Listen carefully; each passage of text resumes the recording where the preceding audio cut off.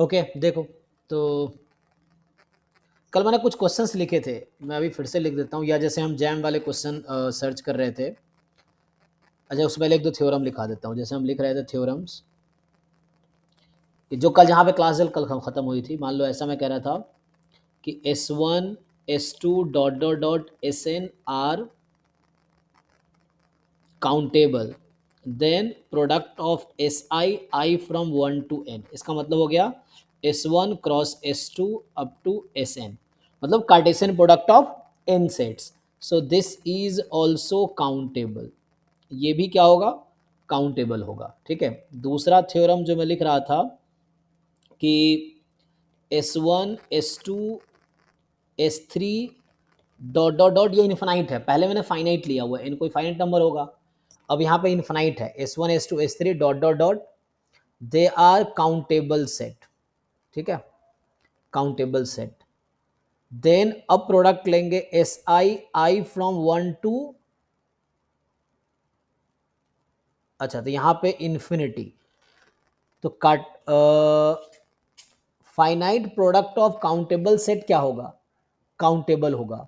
But infinite product है, तो अब मैं ये लिखना चाहता हूँ साथ में कि, है ना, ये इन्फिनाइट सेट्स हैं और ये काउंटेबल है, such that with cardinality of each SI more than 1 है, ये कम है ना। तो अगर आप यहाँ पे लिखते हो cardinality of SI is more then 1, मतलब कम से कम 2 एलिमेंट है ईच में, एक होगा तो क्या होगा, तो इसमें ट्रिपलेट बन जाएगा ना। So each element has at least, है ना, मोर देन 1 एलिमेंट, तो यहाँ पे क्या होगा, तो इस केस में देन देखो पहले कोई रिस्ट्रिक्शन नहीं था। सो अब मैं ये बोल रहा हूं then product of I from 1 to infinity, तो इसको बोलते हैं countable product of countable sets, या infinite product of countable set समझो। तो जो infinite product of countable set है, so what do you think, जैसे यहाँ फाइनाइट प्रोडक्ट था, है ना, ये जो लिखा है इसको बोलेंगे finite product of countable set. ये है finite product of countable sets. ये जो नोटेशन है इसको बोलेंगे, ये जो नोटेशन मैंने यूज किया ना, ये है infinite product of countable set, ये है। सो ये infinite product of countable set, इसका मतलब ये हुआ। So what do you think, कुछ लोग को आइडिया है। So what can you say about this set product of I from 1 to infinity, ये क्या होगी, anyone,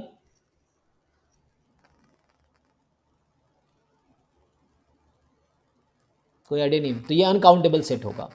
this is uncountable sets. ठीक है ना, जैसे एग्जांपल के लिए अगर मैं एग्जांपल लिखता हूँ लेट से कि सिंपल, जैसे मान लो EI है, ईच EI इज मान लो 0,1, लेट से 2 एलिमेंट है, for all I from 1 2 3 dot dot dot dot, infinite sets है मेरे पास, I कुछ भी हो सकता है, I1 I2 I3 E1 E2 E3, या AI ले लो या SI ले लो, इस तरह से। अब मैं आपसे पूछूंगा प्रोडक्ट ऑफ AI's I, ये थ्योरम है तो थ्योरम डायरेक्टली हम यूज करेंगे, I फ्रॉम 1 टू इन्फिनिटी, तो इसकी कार्डिनलिटी कितनी होगी आपको पता है, कोई बता सकता है what is cardinality of this set. जैसे मैं आपको बोलता कि इसकी कार्डिनलिटी कितनी है, cardinality of product of I from 1 to n, ये है, इसकी कार्डिनलिटी कितनी होगी, तो S1 S2 S3 इन सब में जितना होगा, है ना, अगर सारे SI में इक्वल है तो पावर n हो जाएगा, तो यहाँ पे क्या हो जाएगा, पावर इन्फिनाइट हो जाएगा ना। ये होगा number of element in S1 into number of element in S2, ये जो मॉड लगा रहा हूँ ये कार्डिनलिटी है, number of elements into Sn, इस तरह से है। ठीक है ना, यहाँ पे ऐसी कार्डिनलिटी लिखेंगे क्या होगा, 2 into two into two infinite होगा ना, सो 2 की पावर इन्फिनिटी हो जाएगी। और इन्फिनिटी कौन सी वाली, तो कितने नेचुरल नंबर, 2 की पावर नेचुरल नंबर। तो मैं यहाँ ये बताना चाहता हूँ आपको कि cardinality of AI from 1 to infinity, इसकी कार्डिनलिटी यहाँ 2 की पावर नेचुरल नंबर जो होती है वो, और नेचुरल नंबर की कार्डिनलिटी तुम अगर देखोगे तो बुक्स में कुछ एलिफ नॉट इस टाइप का लिखता है ना, तुम देखना एलिफ नॉट का नोटेशन। सो हालांकि कुछ ऐसा रहता है, कुछ इस तरह से एन जैसा लिखता है, हालांकि वो लोग इस तरह से कुछ रहता है, छोड़ो मैं एलिफ नॉट कैसे लिखता हूँ। सो एलिफ नॉट एक नोटेशन है जो किसी काउंटेबल सेट का की कार्डिनलिटी होगी, ठीक है ना। तो ये जो एक्स नॉट एलिफ नॉट है, सो ये एलिफ नल भी कहीं लिखा रहता है। सो ये कार्डिनलिटी है। कल ही हमने बताया था ये वाला सेट क्या होता है, 2 की पावर n का मतलब ये नोटेशन था power set of natural number. तो जो इसका कार्डिनलिटी है ऐसे लिख देता हूँ, 2 की पावर n लिखा हूँ ना, सो 2 की पावर एलिफ नॉट समझो। सो ये power set of natural number के इक्विवेलेंट के इक्वल हो जाएगा। और कल ही हमने बताया था कि power set of natural number is uncountable set, तो ये जो होगा अनकाउंटेबल होगा। सो ये जो सेट है दिस इज अनकाउंटेबल सेट्स, ठीक है। दो थ्योरम है, the finite product of countable set is countable, infinite product of countable set having at least 2 element, है ना, वो अनकाउंटेबल हो जाएगा। तो ये सब थ्योरम्स है जो यूज होंगे क्वेश्चन सॉल्व करने में। अब अगर मैं बात करूं कुछ और थ्योरम्स की, तो प्रोडक्ट वाला हो गया। मैं ये लिखना चाह रहा था थ्योरम, देखो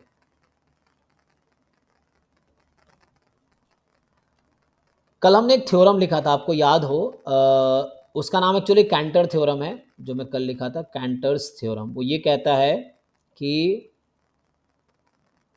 there does not exist any there does not exist any या there is no bijective function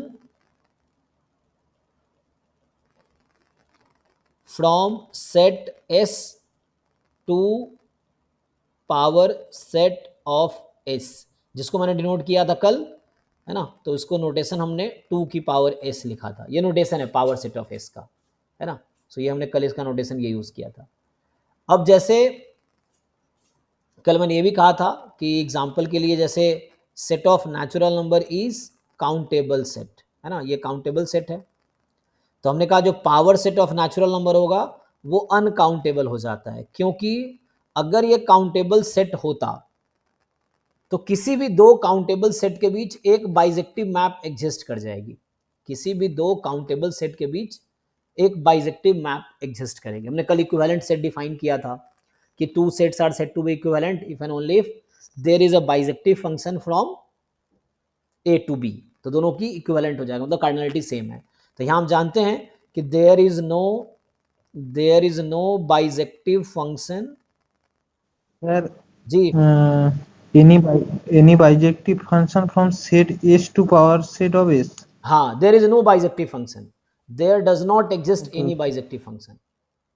So there does not exist any bijective function from set S to power set of S, मतलब आप S से power set में कभी bijective function exist करेगा ही नहीं। तो इसका एक कंक्लूजन ये भी है, दैट इज ये कहना चाहता है कि जो पावर सेट ऑफ S होगा उसकी कार्डिनलिटी हमेशा S की कार्डिनलिटी से ज्यादा होगी। मतलब ऐसा कभी नहीं हो सकता कि सेट के पावर सेट में उतना ही एलिमेंट आ जाए जितना S में आ जाए। सो पावर सेट में हमेशा किसी सेट में जितना उससे ज्यादा ही होगा, वो आप जानते भी हैं। और इसका लॉजिक यहां से आता है कि 2 की power n is always more than n for all n belongs to natural number. अब देखिए अगर कन्विंस्ड है तो ठीक है, नहीं तो क्वेश्चन पूछ सकते हैं। 2 की पावर n हमेशा n से ज्यादा होगा, चाहे n कोई भी नेचुरल नंबर ले लीजिए। तो इसका रिजल्ट यहां से आता है, ठीक है ना। 2 की power n will always be more than n for all n belongs to natural number, and that's why 2 जो पावर सेट ऑफ S है उसमें 2 की पावर n एलिमेंट है if the set has n elements. So इसमें आपके पास total कभी भी S की कार्डिनलिटी इक्वल, S और पावर सेट की कार्डिनलिटी इक्वल नहीं होगी। तो मैं यहाँ एक और थ्योरम लिखना चाहता हूँ, यहाँ पे देखो, तो मैं ये कहना चाह रहा हूँ n काउंटेबल है, 2 की पावर अनकाउंटेबल क्यों है, क्योंकि अगर 2 की पावर n अनकाउंटेबल होता तो एक बाइजेक्टिव मैप मुझे मिलता n से 2n में। There is no bijective function from n to power set of n, कोई भी बाइजेक्टिव फंक्शन नहीं है n से पावर सेट में, कोई बाइजेक्टिव फंक्शन एग्जिस्ट नहीं करता है, ठीक है ना। सो ये चीज है। अच्छा एक और थ्योरम लिखता हूं। सो जितने भी क्वेश्चंस आपको एग्जाम में दिख रहे होंगे, मैंने असाइनमेंट शेयर किया, आप देखिए सॉल्व करके, कुछ क्वेश्चन आप कर दें, कुछ क्वेश्चन नहीं होगा। नहीं होगा इसका मतलब आपको उस रिजल्ट्स नहीं पता है जो यूज करने हैं, तो रिजल्ट आपको सीखने पड़ेंगे, क्योंकि sir definition. There is no bijective function, वो यस, लास्ट लाइन वाला। yes, there is no bijective function from set of natural number to its power set, and that's why, इसका कंक्लूजन ये, दैट्स वाई 2 की power n is uncountable set, मतलब power set of n is uncountable set.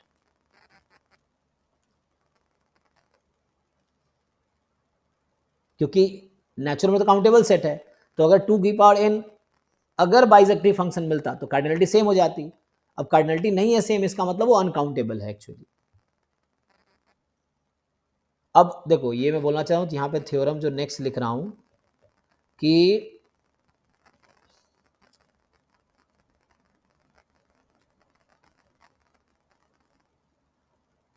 To sets are countable, ठीक है ना, या ऐसा बोलो कि मान लो ऐसा है, let A B a countable set. क्या मैं लिखना चाह रहा हूं कि there always exist a bijective function between two countable sets. मैं ये कहना चाह रहा हूं, between two countable sets.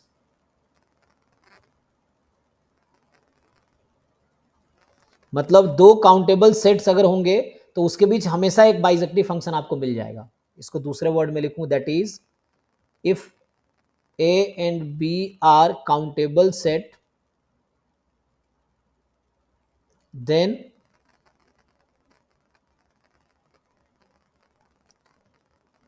there exists a bijective function।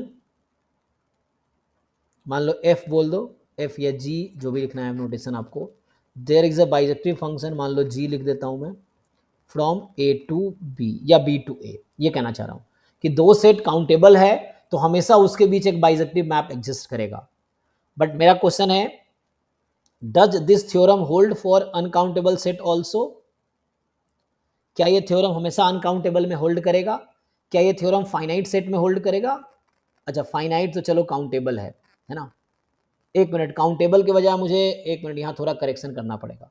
सो यहाँ काउंटेबल जो मैं लिख रहा हूँ उसका मतलब है काउंटेबली इन्फिनाइट की बात कर रहा हूँ मैं, क्योंकि फाइनाइट में ऐसा नहीं होगा, है ना। दो सेट अगर फाइनाइट है तो काउंटेबल होगा, लेकिन बाइजेक्टिव फंक्शन नहीं मिलेगा। तो मेरा यहाँ लिखने का पर्पस है एक्चुअली, तो थोड़ा सा करेक्शन की जरूरत है, इसको एक बार देख लीजिए आप लोग। तो यहाँ काउंटेबल सेट से मेरा मतलब अनकाउंटेबली इन्फिनाइट की मैं बात कर रहा हूँ, not countable. So I am talking about countably infinite. There always exist a bijective function between two countably infinite set. तो मैं यहाँ काउंटेबली इन्फिनाइट सेट की, मैं इन्फिनाइट सेट की बात कर रहा हूँ एक्चुअली, क्योंकि फाइनाइट में तो ऐसा नहीं होगा। काउंटेबली इन्फिनाइट सेट्स, ठीक है ना, एक बार देख लीजिए। सर सारा थ्योरम को एग्जांपल दे के बताइए। हाँ हाँ हाँ, जैसे एग्जाम्पल, अब ठीक है, if A and B are countably infinite set, countably infinite set, है ना, ये है। सो काउंटेबली इनफाइनाइट की मैं बात कर रहा हूँ, क्योंकि है ना, जैसे कल हमने लिखा था, हालांकि मैं लिखूँ अगर, जैसे हमने कल दूसरे तरीके सेट का डायग्राम बनाया था, तो अब एक तरीके से ऐसा भी लिख सकते हैं, कोई सेट है, या तो वो काउंटेबल होगा, ऐसे भी हम बना सकते हैं, या तो काउंटेबल होगा, काउंटेबल सेट होगा, या अनकाउंटेबल सेट होगा। अब काउंटेबल सेट है तो दो पॉसिबिलिटी है, या तो फाइनाइट होगा या इनफाइनाइट होगा, ठीक है ना, मतलब काउंटेबली इनफाइनाइट होगा, ये समझिए, काउंटेबली इनफाइनाइट। या इसी को बुक में लिखता है ई न्यूमेरेबल या डी न्यूमेरेबल, वर्ड आप सुनते होंगे, ई न्यूमेरेबल या डी न्यूमेरेबल, इसी का नाम है। अब काउंटेबली इनफाइनाइट हो सकता है, अनकाउंटेबल है तो इसका एक ही है, अनकाउंटेबल से मतलब अनकाउंटेबली इनफाइनाइट, इसका एक ही पॉसिबिलिटी है, अनकाउंटेबली इनफाइनाइट। अगर फाइनाइट है तो फाइनाइट में दो पॉसिबिलिटी है, या तो एम्प्टी हो सकता है या नॉन एम्प्टी हो सकता है। फाइनाइट है तो एम्प्टी होगा या नॉन एम्प्टी होगा, है ना, non empty at least one element होगा। तो ये तो सेट काउंटेबल है या अनकाउंटेबल है, काउंटेबल या तो फाइनाइट है या काउंटेबली इनफाइनाइट है। तो जो मैं थ्योरम पहले काउंटेबल लिख दिया था, वहाँ मिस्टेक क्यों हुआ मुझसे, क्योंकि फाइनाइट में ट्रू नहीं होगा वो चीज़, तो मैं काउंटेबली इन्फिनाइट की बात कर रहा हूँ। तो ठीक है ना, और अनकाउंटेबली इन्फिनाइट की बात अभी अलग से करते हैं। तो मैं पूछ रहा हूँ यहाँ पे, ठीक है ना, तो अभी ये जो क्वेश्चन में थ्योरम में लिख रहा था कि there always exist a bijective या bijection between two countably infinite sets, मतलब A B are countably infinite, then there is a bijective. Simple है ना एग्जांपल, अब इसका एग्जांपल देख लीजिए। अब सबका एग्जांपल बना के आप देख सकते हैं, जैसे है ना, मैं कल ये थ्योरम तो कल भी लिखा था, है ना, ये चीज जगह, क्योंकि सेट से पावर सेट में कभी बाइजेक्टिव नहीं मिलेगी। ये मैंने 2 थ्योरम अभी एक्स्ट्रा बताए हैं जो लोग लेट हुए उनके लिए। सो है ना कि S1 S2 काउंटेबल सेट्स हैं, तो उसका जो फाइनाइट प्रोडक्ट होगा वो काउंटेबल होगा, लेकिन इनफाइनाइट प्रोडक्ट होगा तो वो अनकाउंटेबल हो जाएगा। ये थ्योरम्स में यूज करेंगे हम अभी। सो फाइनाइट प्रोडक्ट, कार्टेशियन प्रोडक्ट। हाँ कार्टेशियन प्रोडक्ट जी, प्रोडक्ट का मतलब है कार्टेशियन प्रोडक्ट जी, ठीक है ना। कार्टेशियन प्रोडक्ट ऑफ सेट जो होगा, तो ये कार्टेशियन प्रोडक्ट है, जिसका मीनिंग मैंने यहाँ लिख दिया है। सो कार्टेशियन प्रोडक्ट है ना, फाइनाइट प्रोडक्ट है तो काउंटेबल हो जाएगा, इन्फिनाइट प्रोडक्ट है और इसमें एटलीस्ट 2 एलिमेंट होने चाहिए, तब जाके वो अनकाउंटेबल हो जाएगा। सो दिस इज अनकाउंटेबल। यहाँ इसका एग्जांपल देख लो, इसका मैं एग्जांपल दे देता हूँ। ये जो क्वेश्चन है ना, इसका देखिए आप, जैसे एग्जांपल के लिए हाँ, मैं अगर बोलूँगा एग्जांपल के लिए z एंड नेचुरल नंबर दोनों काउंटेबल है ना, तो हमें हमेशा उसके बीच एक बाइजेक्टिव मैप मिले, कल भी लिखा था मैंने। आप देख सकते हैं natural number and rational number ये दोनों काउंटेबल है, इसके लिए भी आपको मिल जाएगा प्रूफ कि उसमें क्या करते हैं कि हम लोग मैपिंग कर देते हैं, पी बाई क्यू होता है ना, तो 1 2 1 3 1 4 1 5 इस तरह से मैट्रिक्स बना लेते हैं, तो उस तरह से आप काउंटेबल दिखा सकते हैं उसको। और क्या है, सेट ऑफ इंटीजर है, सेट ऑफ ये है, तो ये काउंटेबली इन्फिनाइट है। तो यहाँ काउंटेबल का मतलब ये काउंटेबली इन्फिनाइट की बात कर रहा हूँ। काउंटेबल तो है ही, लेकिन काउंटेबल के 2 पार्ट है, काउंटेबल में भी फाइनाइट और में भी काउंटेबली इन्फिनाइट। तो मैं ये थ्योरम लिख रहा हूँ, ये सिर्फ काउंटेबली इन्फिनाइट के लिए होगा, या इसको इन्यूमरेबल डिन्यूमरेबल लिख सकते हो जो बुक्स में लिखता है। तो ठीक है जी, आगे देखो। तो मैं क्वेश्चन पूछ रहा हूँ क्या ये फाइनाइट में वैलिड नहीं है, इसका एग्जांपल देखो फाइनाइट में क्यों वैलिड नहीं है। रिमार्क में लिख देता हूँ कि above theorem is not valid for finite sets, ठीक है ना। क्यों, बिकॉज जैसे एग्जांपल के लिए आप लिख लीजिए, मान लो a है मेरे पास 1 2 है, अब b है मेरे पास, इसमें 3 4 5 है, अब ये दोनों फाइनाइट है, but there does not exist any bijective function from a to b, है ना। There does not exist any bijection या bijective function between A and B. क्यों, क्योंकि अगर बाइजेक्शन एग्जिस्ट कर गया तो ए और बी में इक्वल नंबर ऑफ एलिमेंट हो जाएंगे, जो कि नहीं है यहाँ पे। हमने कल पढ़ा था कि if there exist bijection between A and B, then if and only if A and B have the same cardinality, उसकी कार्डिनलिटी सेम हो जाएगी, ठीक है ना। तो उसकी कार्डिनलिटी सेम हो जाएगी, any bijection between A and B, ठीक है ना। ये हो फाइनाइट के लिए। सेम चीज मैं पूछना चाह रहा हूँ कि ये जो ऊपर वाला थ्योरम है ये अनकाउंटेबल सेट के लिए भी वैलिड नहीं है। सो जो एबव थ्योरम मैंने लिखा है इज नॉट वैलिड या not applied for uncountable set या अनकाउंटेबली इन्फिनाइट सेट, अनकाउंटेबल सेट्स। क्यों भाई, एग्जाम्पल दो इसका, ऐसा क्यों नहीं है ना। तो कोई ट्राई करो, आप मुझे ऐसा 2 अनकाउंटेबल सेट बताओ जिसके बीच बाइजेक्शन नहीं मिल सकता है।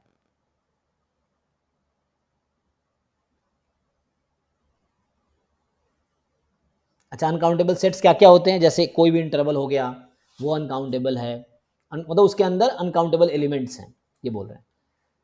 इंटरवल एक सेट है, और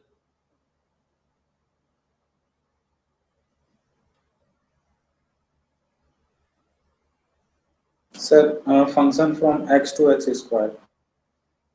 x to X square, x क्या है आपका, रियल नंबर, तो वो तो मिल ही जाएगा सेट ना, ऑफ रियल वो नंबर। तो मिल ही जाएगा हमें।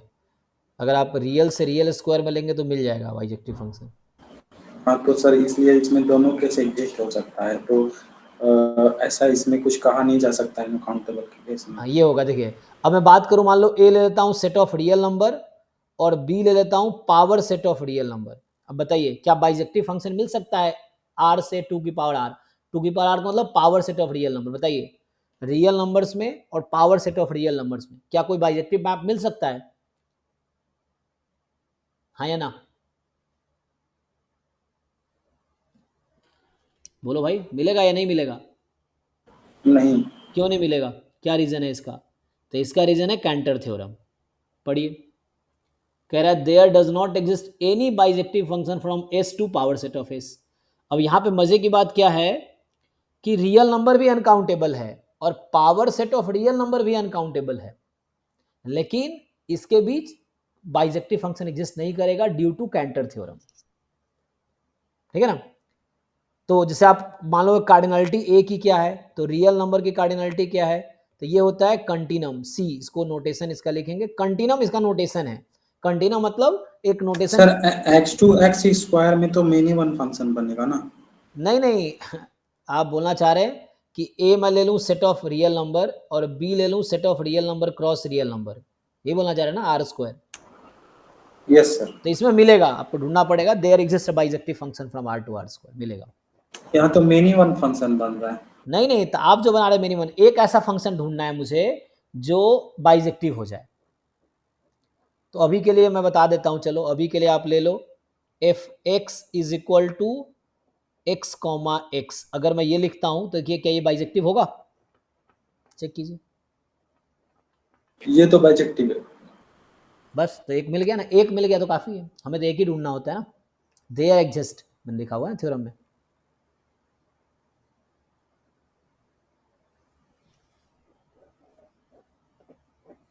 सो आर से आर को यहां नहीं मिलेगा। सो ये बोल रहा हूं, अब बी की जो कार्डिनलिटी होगी वो power set of real number की जो कार्डिनलिटी होगी वो होगी 2 की power continuum C. C for the notation है कंटिनम का, कंटिनम नोटेशन है cardinality of the uncountable set. But ये है कि कोई सेट और पावर सेट के बीच कोई one one onto function नहीं मिल सकता है, and that's why real number भी अनकाउंटेबल है, power set of real number भी अनकाउंटेबल है, but there is no bijective map, है ना? तो अगर कोई दो काउंटेबली इन्फिनाइट सेट है तो उसके बीच हमेशा one one onto function मिलेगा, क्योंकि उसका डेफिनेशन था नेचुरल नंबर के साथ बाइजेक्टिव होगा। तो दोनों नेचुरल नंबर के साथ बाइजेक्टिव है तो उसके बीच बाइजेक्टिव मैप मिल जाएगा। लेकिन अनकाउंटेबल सेट्स में या अनकाउंटेबली इनफाइनाइट में ऐसा जरूरी नहीं है। ठीक है ना? तो ये सब ऑप्शन आ जाएगा एग्जाम में। अब मैं उन क्वेश्चंस पे आता हूं जो कल लिखा था, एक बार आप ट्राई कीजिए, या मैं लिखूं कुछ क्वेश्चन आप ट्राई करेंगे। सो जो असाइनमेंट ग्रुप में भेजा तो ओपन कर देना। अनकाउंटेबल के केस में सर दोनों हो सकता है ना, बाइजेक्टिव एग्जिस्ट कभी कर हाँ भी जी सकता जी है जी। कभी नहीं। तो जैसे हम ट्रू तब बोलते हैं जब हमेशा हो, जैसे कहीं एक भी काउंटर एग्जाम्पल, इसलिए ट्रू नहीं बोलते। जैसे हमने थ्योरम लिखा है काउंटेबल के लिए, हमने अनकाउंटेबल के थ्योरम क्यों नहीं लिखा? क्योंकि हो भी सकता है नहीं भी हो सकता है। तो हम थ्योरम तब लिखते हैं जब हमेशा होगा। तो आपको ये मैथमेटिकल लॉजिक समझना पड़ेगा कि जब कोई थ्योरम लिखते हैं मतलब वो हमेशा ट्रू है, और अगर एक भी पॉइंट पे गलत है, कहीं ट्रू कहीं फॉल्स दोनों हो सकता है, तो वो थ्योरम क्यों लिखेंगे? इसलिए हमने नहीं लिखा ना। तो अनकाउंटेबल में सही कह रहे हैं आपकी, हो भी सकता है नहीं भी हो सकता है, ये बोलना चाह रहा हूं। इसलिए वो इन जनरल ट्रू नहीं है स्टेटमेंट, क्योंकि एक काउंटर एग्जांपल मिल जाएगा हमें। अब मैं उस क्वेश्चन पे आता हूं जो कल लिखा था मैंने। सो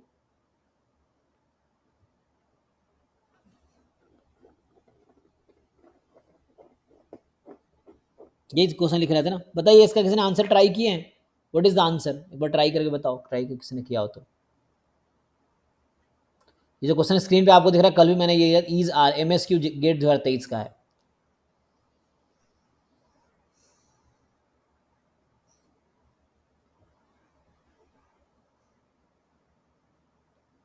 हाँ जी। Which of the following set is R countable? इसमें आंसर की भी अटैच है, मैं आपको आंसर की भी मैच करके दिखाऊंगा। ये वही PDF है जो मैं क्लास में ओपन करता हूँ। तो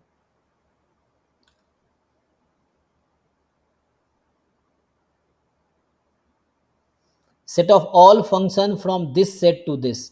तो आपको आइडिया है, अगर मैं लिखता हूं कि चलो ये थ्योरम है, एफ ए से बी में एक फंक्शन है, ए कोई सेट है बी कोई सेट है।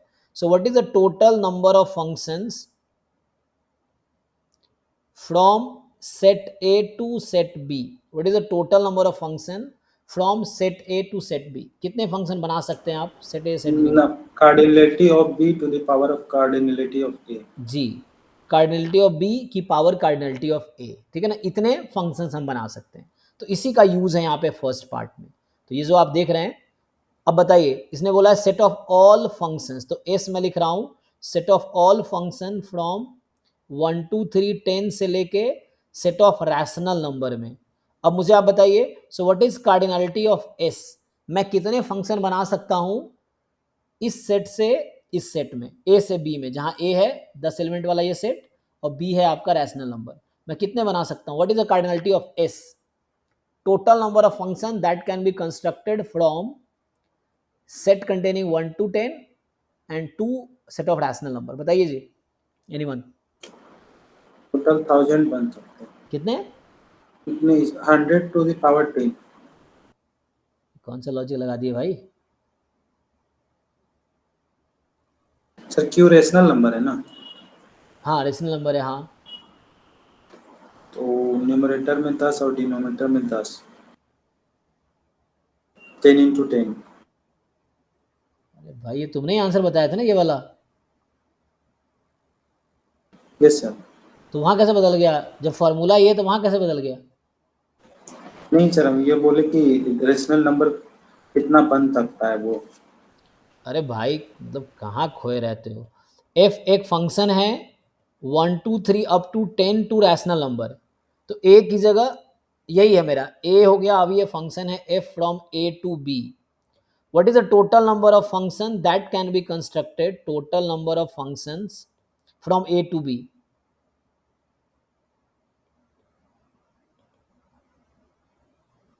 ये 100 कहाँ से, 100 कहाँ से आ गया इसमें आपके आंसर में? सर क्यू का कार्डिनलिटी फाइंड कर रहे थे। रैशनल नंबर की कार्डिनलिटी कितनी होती है?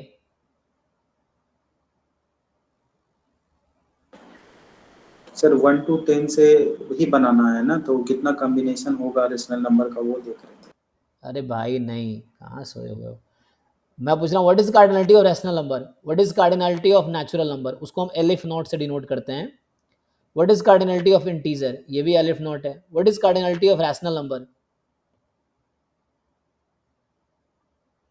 ओके, अरे वो भाई भी अब एलएफ नोट। अभी तो हाँ मैंने कहा था कि किसी भी दो काउंटेबल सेट में, मतलब किसी भी काउंटेबली इन्फिनाइट दो सेट है, हमेशा बाइजेक्टिव हाँ फंक्शन सर, मिलेगा, समझ मतलब गए सर। इक्विवेलेंट हो गया, तो all countably infinite sets are equivalent, ये मतलब इस थ्योरम का मतलब ये था।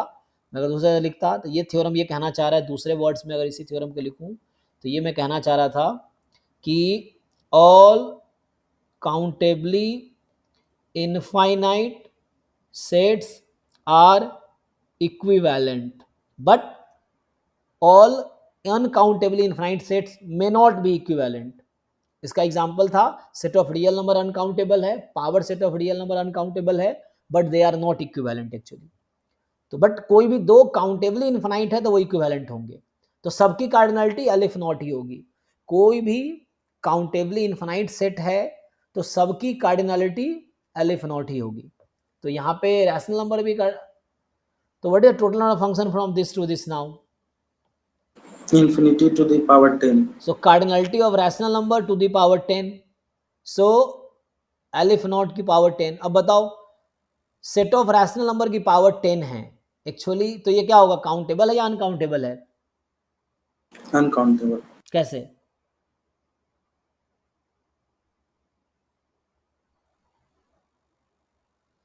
चलो Q काउंटेबल है, हम जानते हैं Q काउंटेबल है ना, सो अगर यस मैं सर। Q को 10 बार मल्टीप्लाई करता हूं, Q Q Q 10 बार, मतलब Cartesian product of Q I from 1 to 10, ये सेट क्या होगा, मान लो इसका नाम मैं अभी कुछ रख देता हूं, तो है ना एस रख दो अभी के लिए, बताओ ये सेट 10 बार मैंने कार्टेशियन प्रोडक्ट किया इसका, तो इसकी कार्डिनलिटी कितनी होगी, मतलब ये Q की पावर 10 बोल रहा हूं मैं, ये काउंटेबल है अनकाउंटेबल है? काउंटेबल। तो ये नंबर काउंटेबल है, ये क्या होगा, काउंटेबल या अनकाउंटेबल है? काउंटेबल। अभी मैंने पहला थ्योरम आज लिखा था कि finite product of countable set is countable, ये लिखा था ना, finite product of countable set is countable, इस थ्योरम का यही कंक्लूजन था कि ये थ्योरम जो कहना चाह रहा है वो यही कहना चाह रहा है, यहाँ पे इस थ्योरम का कंक्लूजन था that is finite product of countable set is countable. जो फाइनाइट प्रोडक्ट होगी काउंटेबल सेट की वो काउंटेबल होगी एक्चुअली। सो दैट्स वाई, ठीक है ना। So finite product of countable set is actually countable, और infinite product of countable set is uncountable. तो मैंने 10 बार मल्टीप्लाई किया, 100 बार भी मल्टीप्लाई करूंगा रैशनल को तभी वो काउंटेबल रहेगी, लेकिन मैं इनफाइनाइट टाइम मल्टीप्लाई कर दूंगा तब अनकाउंटेबल हो जाएगी। यहाँ इनफाइनाइट तक जा रहा है सम, यहाँ फाइनाइट तक जा रहा है सम, ये है। ओके, तो मैं वापस आता हूँ इस क्वेश्चन पे, क्योंकि ये सब एग्जाम में आएंगे तो आप कर पाओगे तो मार्क्स मिलेंगे, ये चीज़ है। सो मैं पूछ रहा हूँ what is the total number of function that can be constructed from this set to this. तो ये होगा कार्डिनलिटी ऑफ रैशनल नंबर, इसकी पावर 10 हो जाएगा। तो ये भी एक काउंटेबल, इसका मतलब है कि एस इज काउंटेबल। पूछा क्या था, काउंटेबल है, तो पहला काउंटेबल तो है। So this is a countable set, set of all function, क्योंकि इसकी कार्डिनलिटी एलिफ नॉट की पावर 10 एलिफ नॉट ही आएगी, ठीक है। Aleph naught just a notation for the countability of a countably infinite set. Next बताओ, set of all function from set of all natural number to 0 1। अब ये जो कहना चाह रहा है बी वाला कि एस एक सेट है उस फंक्शन का जो सेट ऑफ नेचुरल नंबर से 0 1 में कंस्ट्रक्ट कर रहे हैं। So what is cardinality of S here in the B option. सो यहां लिख देता हूं, देखो बाकी लोग भी भाई ट्राई करो, तुम लोग सीखोगे तो हेल्प करेगा, और ये कहीं ना कहीं मैथमेटिक्स पोर्शन स्टैटिस्टिक्स में भी हेल्प करेगा।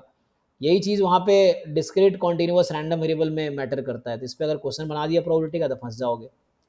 तो ये मेरा क्वेश्चन है अब कि f is a function from natural number to 0 1। So total कितने फंक्शन बना सकते हैं, total number of functions from natural number to 0 1 कितने हो सकते हैं। सेम जैसे अभी तक किया। LF naught to the power n।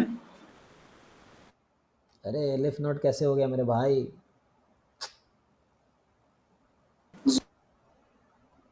ये तो पता नहीं। 2 पावर कार्डिनलिटी ऑफ एस। हाँ वही तो, मतलब पता नहीं, आप पहली बार कुछ और बताते हो, दूसरी बार कुछ और बताते हो, तीसरी बार कुछ और बताते हो, समझ नहीं आता आपको समझ आया है कि नहीं आया है। आपने ये फॉर्मूला बताए हैं और यहाँ आपने फॉर्मूले बदल दिए, आपने यहाँ भी फॉर्मूला बदल दिया था।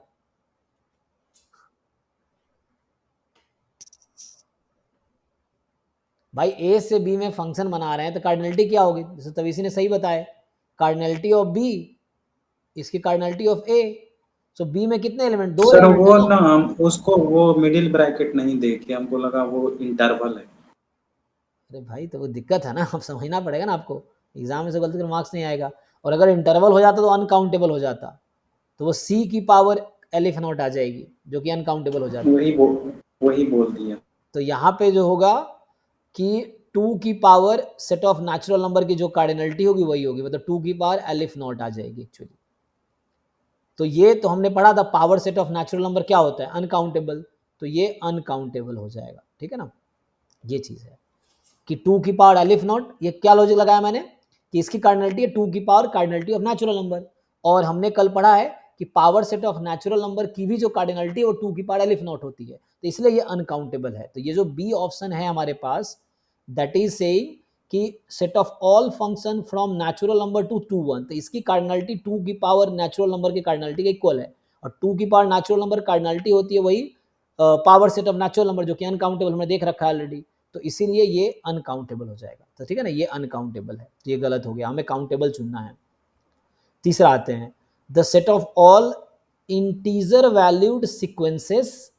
और देखो ये सब नेट में भर के आते हैं, जो लोग नेट की तैयारी कर रहे हैं तो काउंटेबल अनकाउंटेबल खूब क्वेश्चन आते हैं CSIR नेट में, फर्स्ट पोर्शन में हर साल 1-2 क्वेश्चन आते ही हैं वहाँ पे।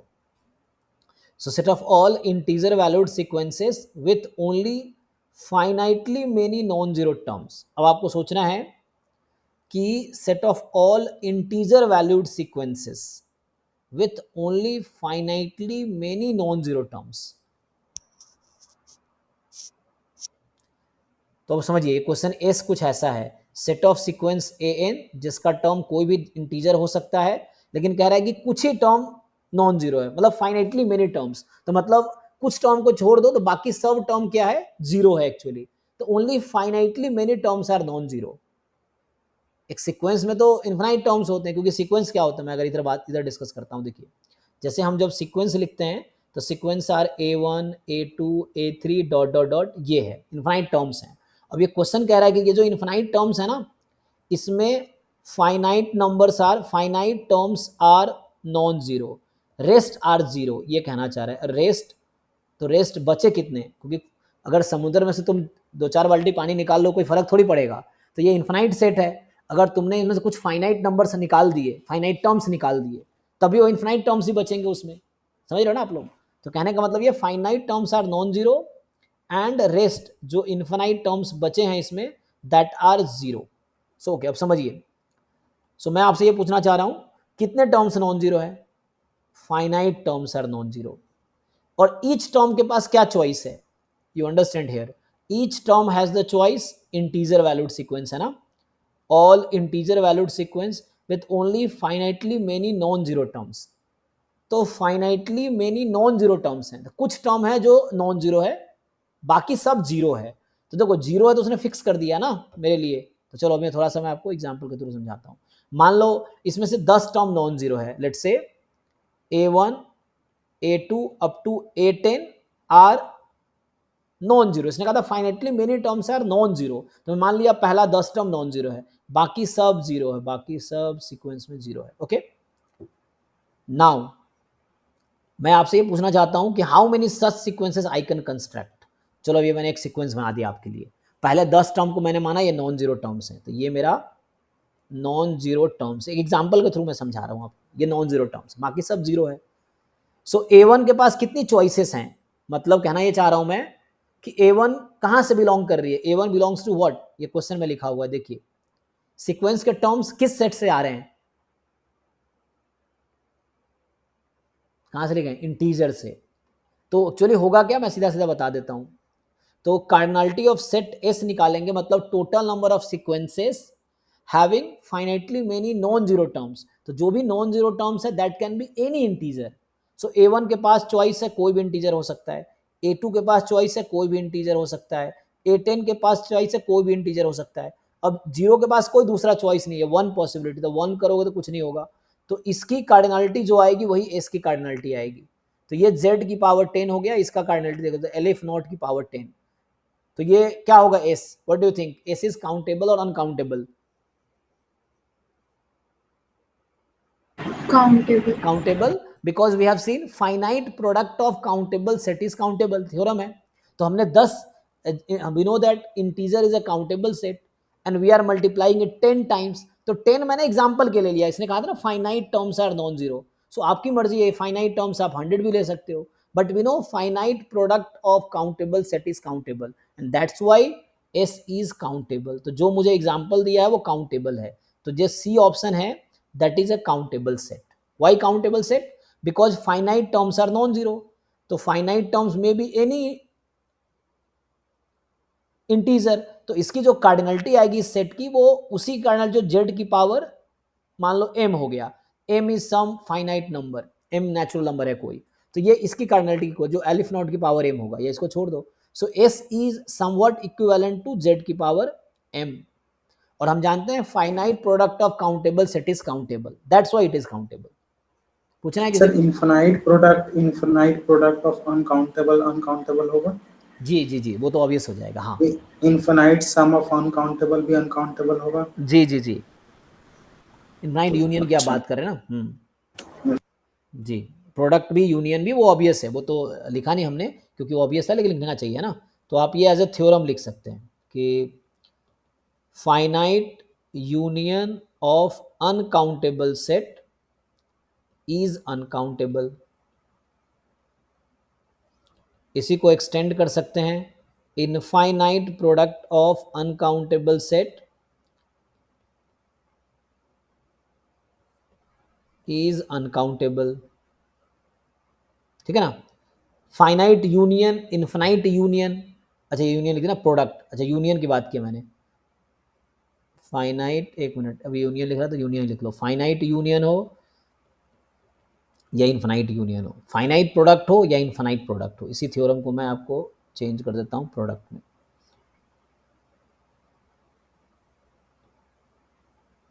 तो इसको यहाँ लिख देता हूँ मैं। सो अब यूनियन की जगह आप प्रोडक्ट कर लीजिए। सो ये हो गया फाइनाइट प्रोडक्ट, प्रोडक्ट मतलब कार्टेशियन प्रोडक्ट, ठीक है ना, इन्फिनाइट प्रोडक्ट, तो प्रोडक्ट सेट का प्रोडक्ट का मतलब कार्टेशियन प्रोडक्ट, ये भी अनकाउंटेबल होगा। अच्छा पहला थ्योरम में देखिए, अगर ये काउंटेबल के लिखता क्या लिखता, finite union of countable set is countable, infinite union of countable set is countable. अभी अनकाउंटेबल का लिखा हुआ, मैं बोल रहा हूँ काउंटेबल में क्या होगा ये बता रहा हूँ। Finite product of countable set is countable, infinite product of countable set is uncountable. तो बस यहाँ पे अनकाउंटेबल हो जाएगा इन्फिनाइट प्रोडक्ट, लेकिन जरूरी है कि उसमें कम से कम 2 एलिमेंट हो, है ना, ये चीज़। या अनकाउंटेबल इन्फिनाइट है तो उसका इन्फिनाइट प्रोडक्ट अनकाउंटेबल हो जाएगा। ये अनकाउंटेबल के लिए सब अनकाउंटेबल है। आइए एक ऑप्शन बच गया ना, तो हमने डिसाइड कर लिया थर्ड भी काउंटेबल। अब आइए, अब नेक्स्ट टर्म है the set of all integer valued sequences converging to 1।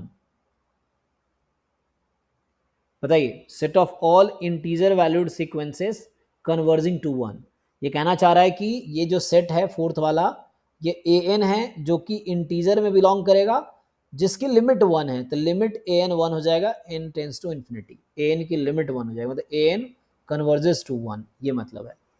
तो मतलब ए एन के जो ए एन की एक्चुअली, लेकिन टर्म्स ध्यान रखना है कि इंटीजर वैल्यूड है, टर्म्स आर इंटीजर वैल्यूड, और जो भी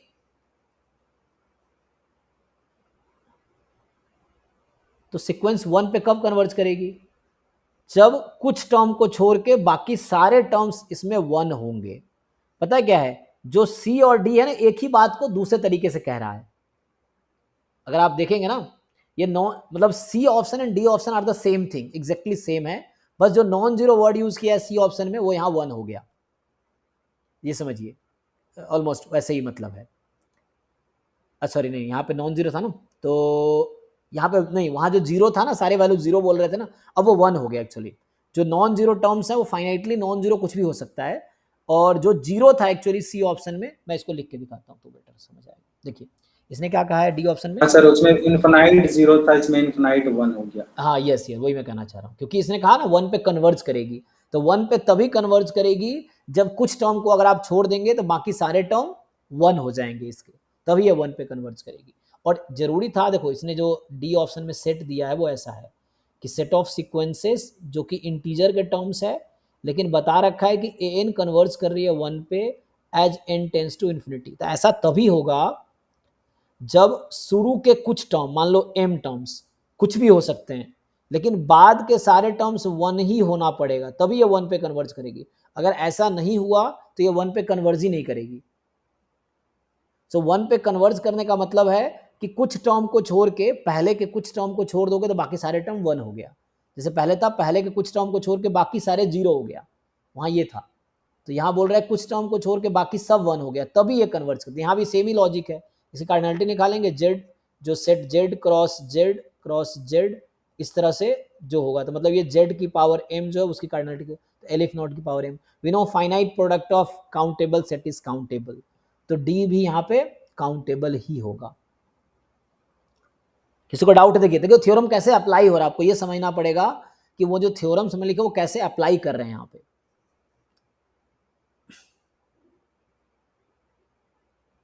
49 का आंसर देखते हैं, इसमें आंसर की भी अटैच्ड होगा। सो 49 का देखते हैं,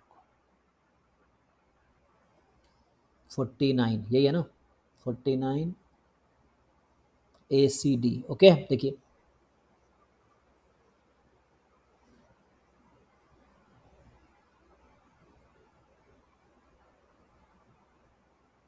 चलो तो अगला आई थिंक हम लोग काउंटेबल सर्च कर रहे थे ना, अगला क्वेश्चन है और कोई, या बाहर मैं नेट के क्वेश्चन करा देता हूँ क्योंकि हो सकता है उसी टाइप के आएंगे, तो ये तो बाहर की चीज़ें हैं, इसको छोड़ो। एक ये था, मुझे लगता है और कोई है नहीं। Number of points in this, ये सब प्योर मैथमेटिक्स का है, तो गेट मैथमेटिक्स में और डीप क्वेश्चन आते हैं जिसको हमें ज़रूरत नहीं है उतनी, मतलब वहाँ पर और डिटेल में वो चीज़ें दूसरे टॉपिक से रिलेट कर देगा जो हमारे सिलेबस में नहीं। तो अभी देखिए क्वेश्चन ट्रेस कर पा रहे हैं, 2023 का था, और बाकी मैं और क्वेश्चंस करवा देता हूँ, कुछ क्वेश्चंस लिखता हूँ, आप मुझे बताइए। सो मैं कुछ क्वेश्चंस लिखता हूँ, आप लोग सोच के जो समझ है बताइए, फिर आगे मैं थ्योरी कंटिन्यू करूँगा। अच्छा, असाइनमेंट हमने आज भेजे थे ना, वही असाइनमेंट डिस्कस कर लेते हैं। चलो, एक असाइनमेंट जो मैंने आज भेजा था आप लोगों को, तो अगर मैं उसकी बात करूं तो ड्राइव में होगा। सो जो CSIR का ना काउंटेबल अनकाउंटेबल के नाम से डाला था ना,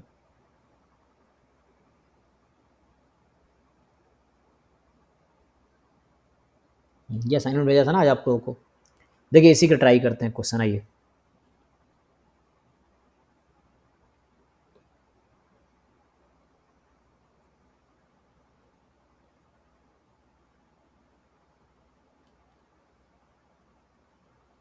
चलो भाई, अब आप लोग खुद सोचो, क्योंकि इस तरह क्वेश्चन मिल सकता है आपको। आप ये सब CSIR नेट के हालांकि क्वेश्चंस हैं, बट आप प्रैक्टिस करने के लिए देख सकते हैं।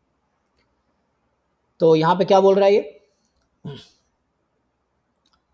S set of x y है, जहां x square plus y square 1/n square है, जहां n कोई नेचुरल नंबर है, और either x is rational number और y is rational number. Here q is a set of rational numbers and n is the set of positive integers. तो आपको बताना है which of the following is true। पूछ रहा है कि S finite set, non empty set है, S countable है, अनकाउंटेबल है, एम्प्टी है। What do you think? तो ये कुछ समझिए ऐसा है, एक सर्कल की बात कर रहा है जिसका रेडियस 1/n है, यही ना, सेंटर 0 0 है और रेडियस 1/n है इसका।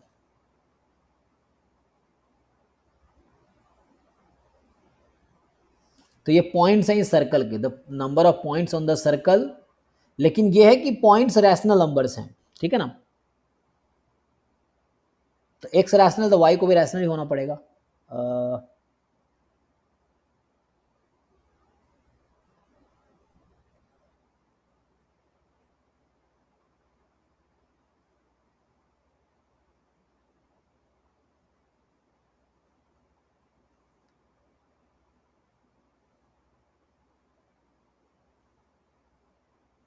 बताओ किसी को समझ आ रहा है ये?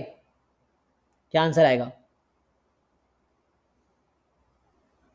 एक्स रैशनल है तो वाई को रैशनल होना चाहिए। तो ये एक्चुअली एस सेट कहीं ना कहीं इक्विवेलेंट होगा क्यू क्रॉस क्यू के। क्यू रैशनल नंबर है, क्यू रैशनल मतलब क्यू स्क्वायर, तो एस की कार्डिनलिटी जो होगी वो क्यू स्क्वायर के कार्डिनलिटी के इक्वल होगा। और ये क्या है, क्यू स्क्वायर क्या है, काउंटेबल या अनकाउंटेबल? तो ये काउंटेबल सेट होगा, ठीक है ना। Count finite product of countable set is countable, तो एस इज काउंटेबल सेट। यहां पे देखो नेक्स्ट क्वेश्चन है, सर वो क्वेश्चन फिर से बताइए। ये सेट ऑफ एक्स वाई है, तो एक्स कहां बिलोंग कर रहा है, रैशनल नंबर में, वाई बिलोंग कर रहा है रैशनल नंबर में।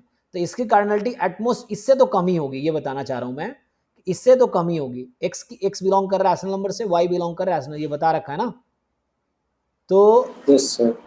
तो इसकी कार्डिनलिटी से कम ही होगी, ये खुद काउंटेबल सेट है, क्यू क्यू क्रॉस क्यू।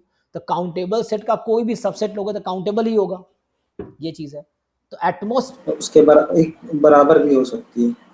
भाई बराबर हो चाहे कुछ भी हो, काउंटेबल ही होगा ना। Yes sir. हाँ,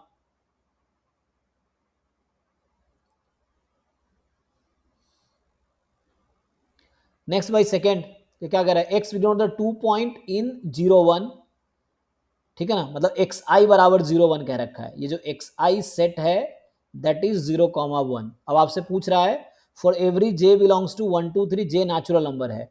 सो ये पूछा वाई दिख रहा है आप लोगों को क्या है, वाई जो मैं ठीक से लिख देता हूँ, वाई है product of x i from 1 to infinity. अब आप खुद बताइए which of the following is are true.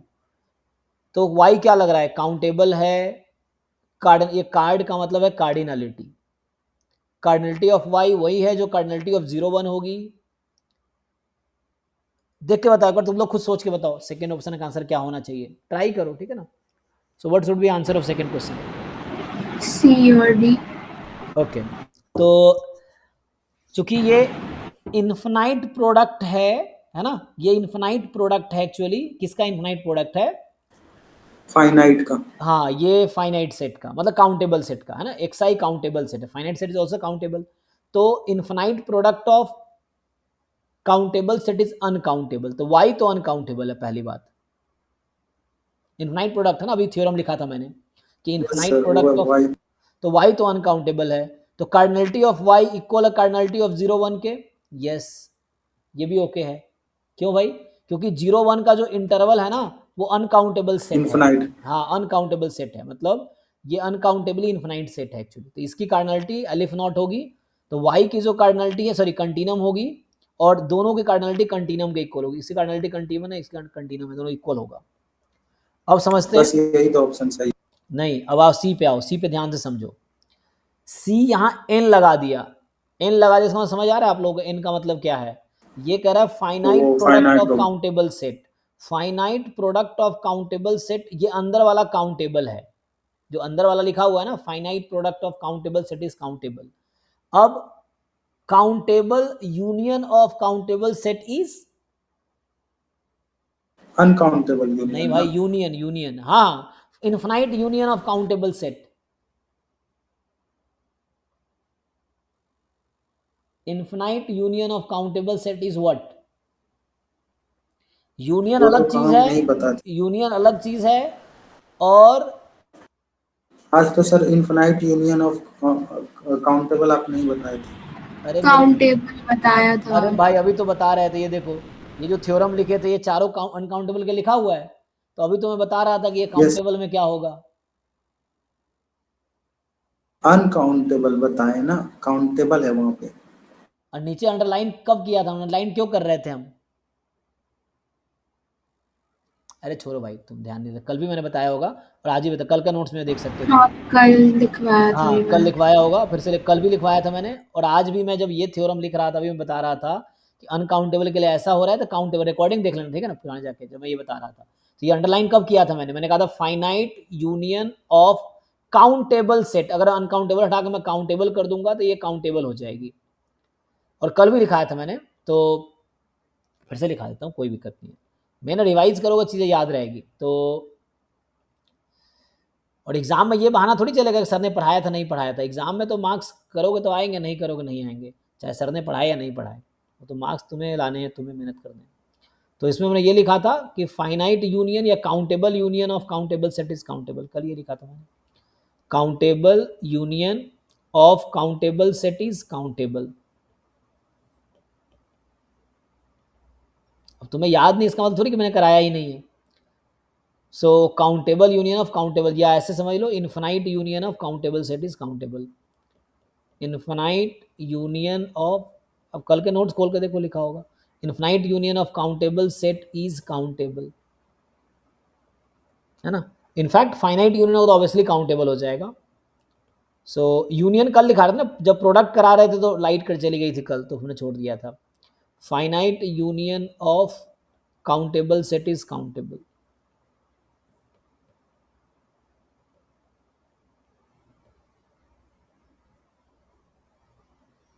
तो ये काउंटेबल सेट है, और इसका इन्फिनाइट यूनियन करेंगे काउंट तो भी काउंटेबल, तो ये भी सही हो गया, तो बी सी डी तीनों सही है सर यहाँ पे। फाइनाइट और काउंटेबल एक ही होता है, आप कभी फाइनाइट और काउंटेबल को इंटरचेंज कर के बोलते हैं, तो जैसे फाइनाइट यूनियन बोलेंगे तो उसको काउंटेबल यूनियन भी बोल सकते हैं।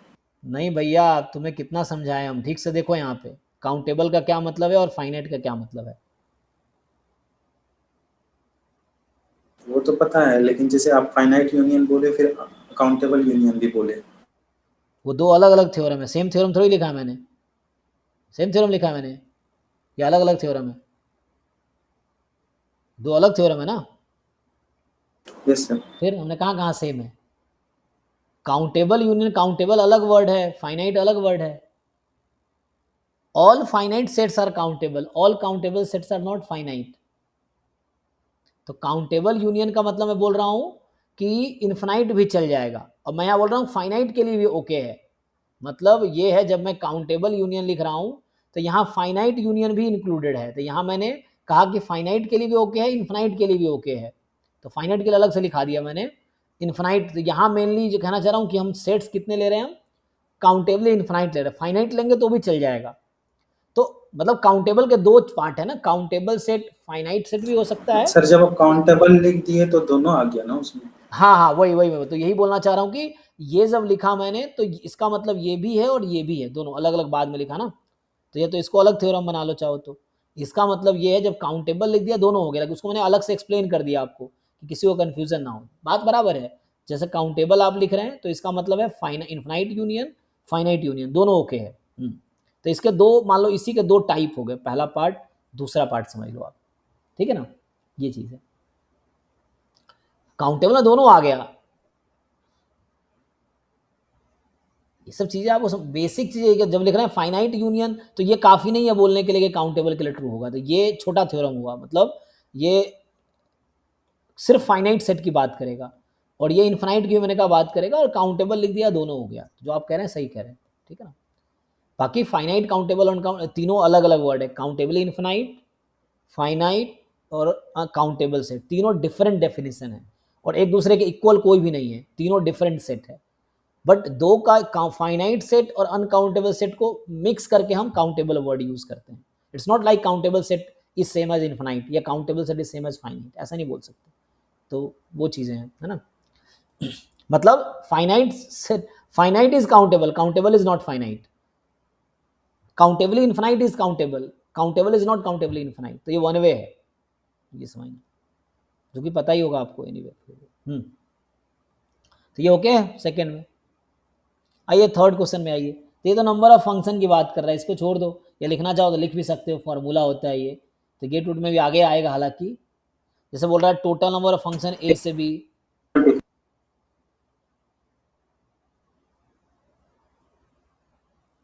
बोलिए total number of function from A to b. एक बार चेक करके आप लोग बताओ, जिन लोगों को आइडिया है। मैं एक फॉर्मूला लिख देता हूँ आपके लिए अभी।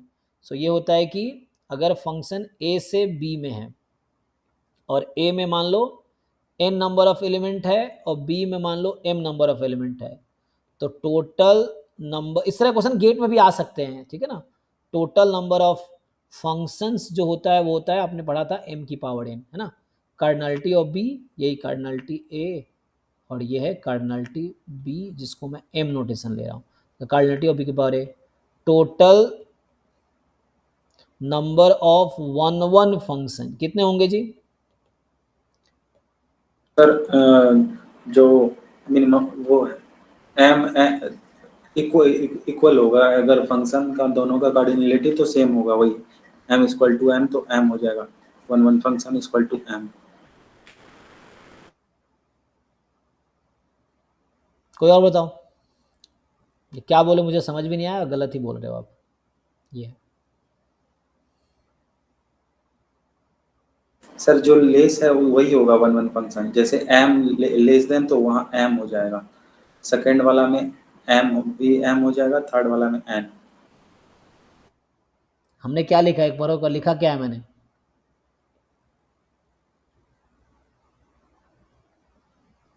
Okay, one function.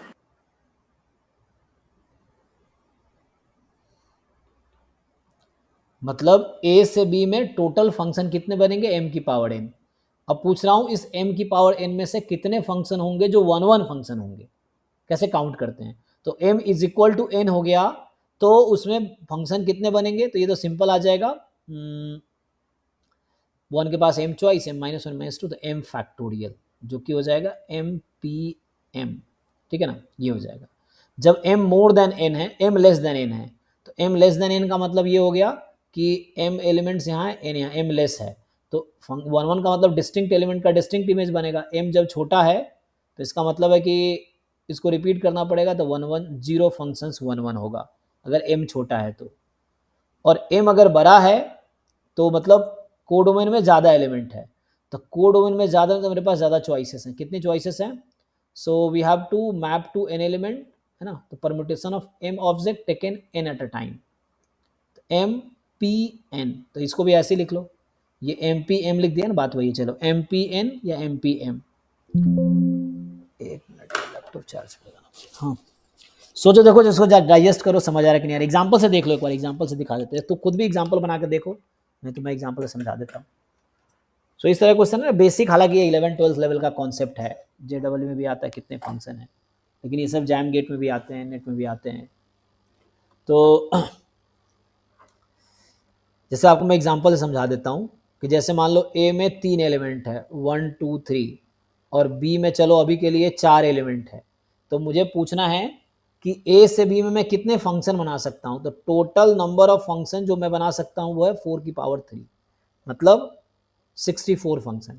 अब मुझे ये जानना है कि टोटल 64 फंक्शंस मैं ए से बी में बना सकता हूं, इसमें से कितने फंक्शन 1 1 फंक्शन होंगे।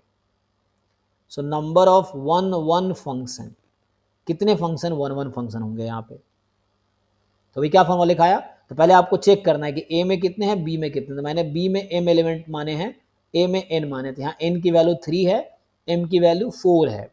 यहाँ क्या हो रहा है, एम मोर देन एन है, तो यहाँ 4 एलिमेंट है। इसका मतलब होगा 4p3। 4p3 किसके इक्वल आएगी जी, 4 इंटू 3 इंटू 2 आएगी, है ना।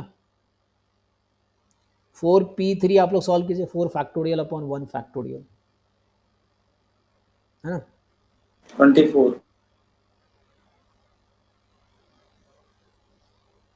ये आ जाएगा। तो 64 में से टोटल 24 फंक्शन होंगे जो 1 1 होगा, बाकी 1 1 नहीं होगा। चलो इसी इतना ही काम है यहाँ पे। अब देख के बताओ, जिनको ये फॉर्मूला समझ आया तो आप यहाँ बताओ, यहाँ 3 एलिमेंट है, यहाँ 5 एलिमेंट है। अब सो ABCD में से what do you think, what is the correct option.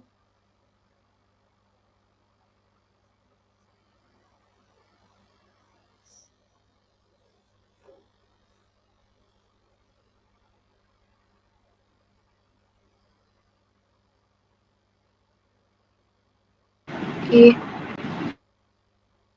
MSQ है ना शायद, MSQ है, चूज द करेक्ट स्टेटमेंट है, सिंगल है क्या। सर ए एंड सी। अच्छा, तो टोटल नंबर ऑफ फंक्शन आपका होगा 5 की पावर 3, है ना। सो 125 ए ओके है, तो ये गलत हो गया। और 1 1 फंक्शन क्या होगा, 5p3, सो 5 इंटू 4 इंटू 3 आएगा ना, सो सी हो जाएगा। सो 5p3 is the total number of 1 1 function, जब बी में ज़्यादा एलिमेंट है तब, ठीक है ना। एनीवे ये तो बेसिक कॉन्सेप्ट है जो गेट में आएगा। यहाँ पे आते हैं, बताइए फोर्थ क्वेश्चन का आंसर बताइए, एक बार सोच लो तुम लोग, फिर बताओ, फिर मैं सॉल्व करता हूँ। कोशिश करो, गलतियां होंगी कोई बात नहीं, बट ट्राई करो।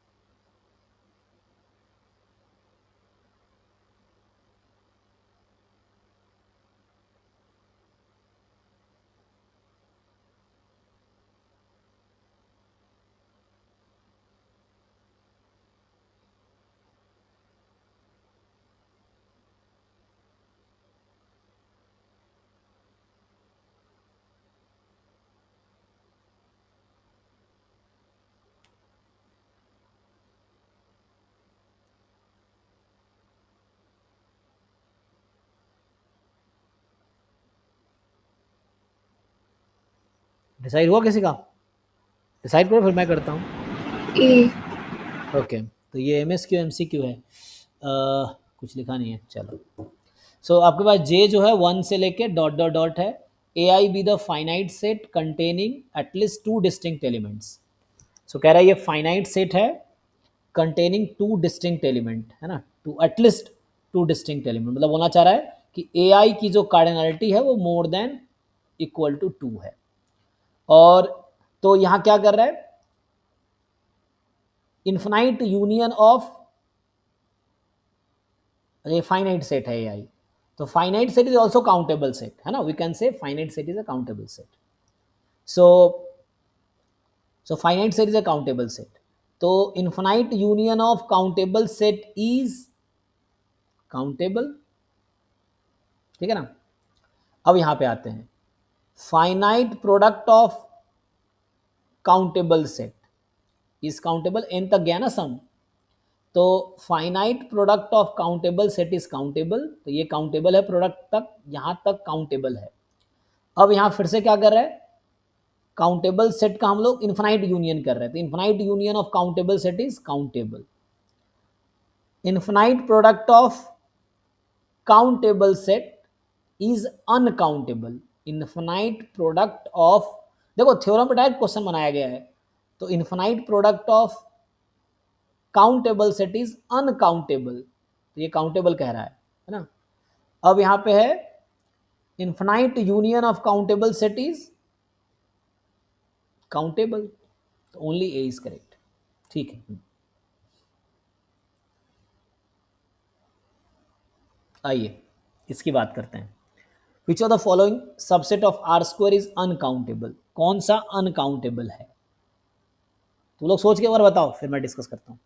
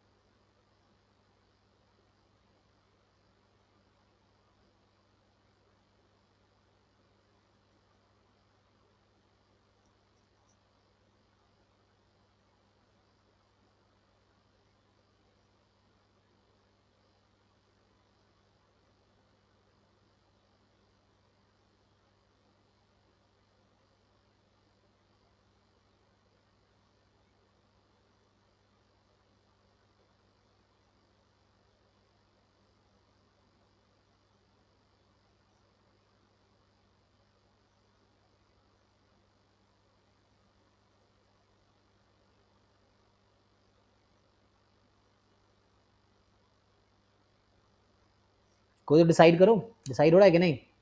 कुछ तो डिसाइड करो अपने हिसाब से, लॉजिक तुम्हारा जो कहता है वो बताओ। फिर गलत होगा कोई बात नहीं, फिर मैं बताऊंगा, बट एटलीस्ट अपना एक लॉजिक लगाओ, तुम्हें जो लगता है उसके हिसाब से एक ऑप्शन चुनो। ये may be more then one correct हो सकता है, तो है ना, क्योंकि नेट में क्या होता है 4.75 मार्क्स के क्वेश्चन आते हैं जो MSQ होता है, और 3 मार्क्स के आते हैं जो MCQ होता है। सिंगल करेक्ट वाले 3 मार्क्स के आते हैं, मल्टीपल करेक्ट वाले 4.75 मार्क्स के आते हैं। ये गेट में तो कोई क्वेश्चन 1 मार्क्स का होगा या 2 मार्क्स का होगा, उसमें है ना ईच क्वेश्चन या तो 1 मार्क्स या 2 मार्क्स, उससे ज़्यादा है ही नहीं।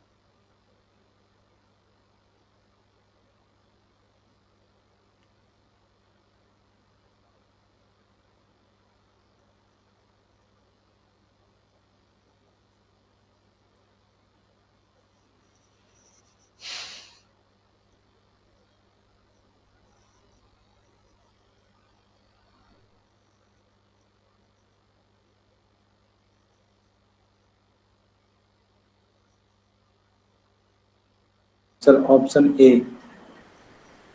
अच्छा, ऑप्शन ए। और किसी का कुछ आ रहा है?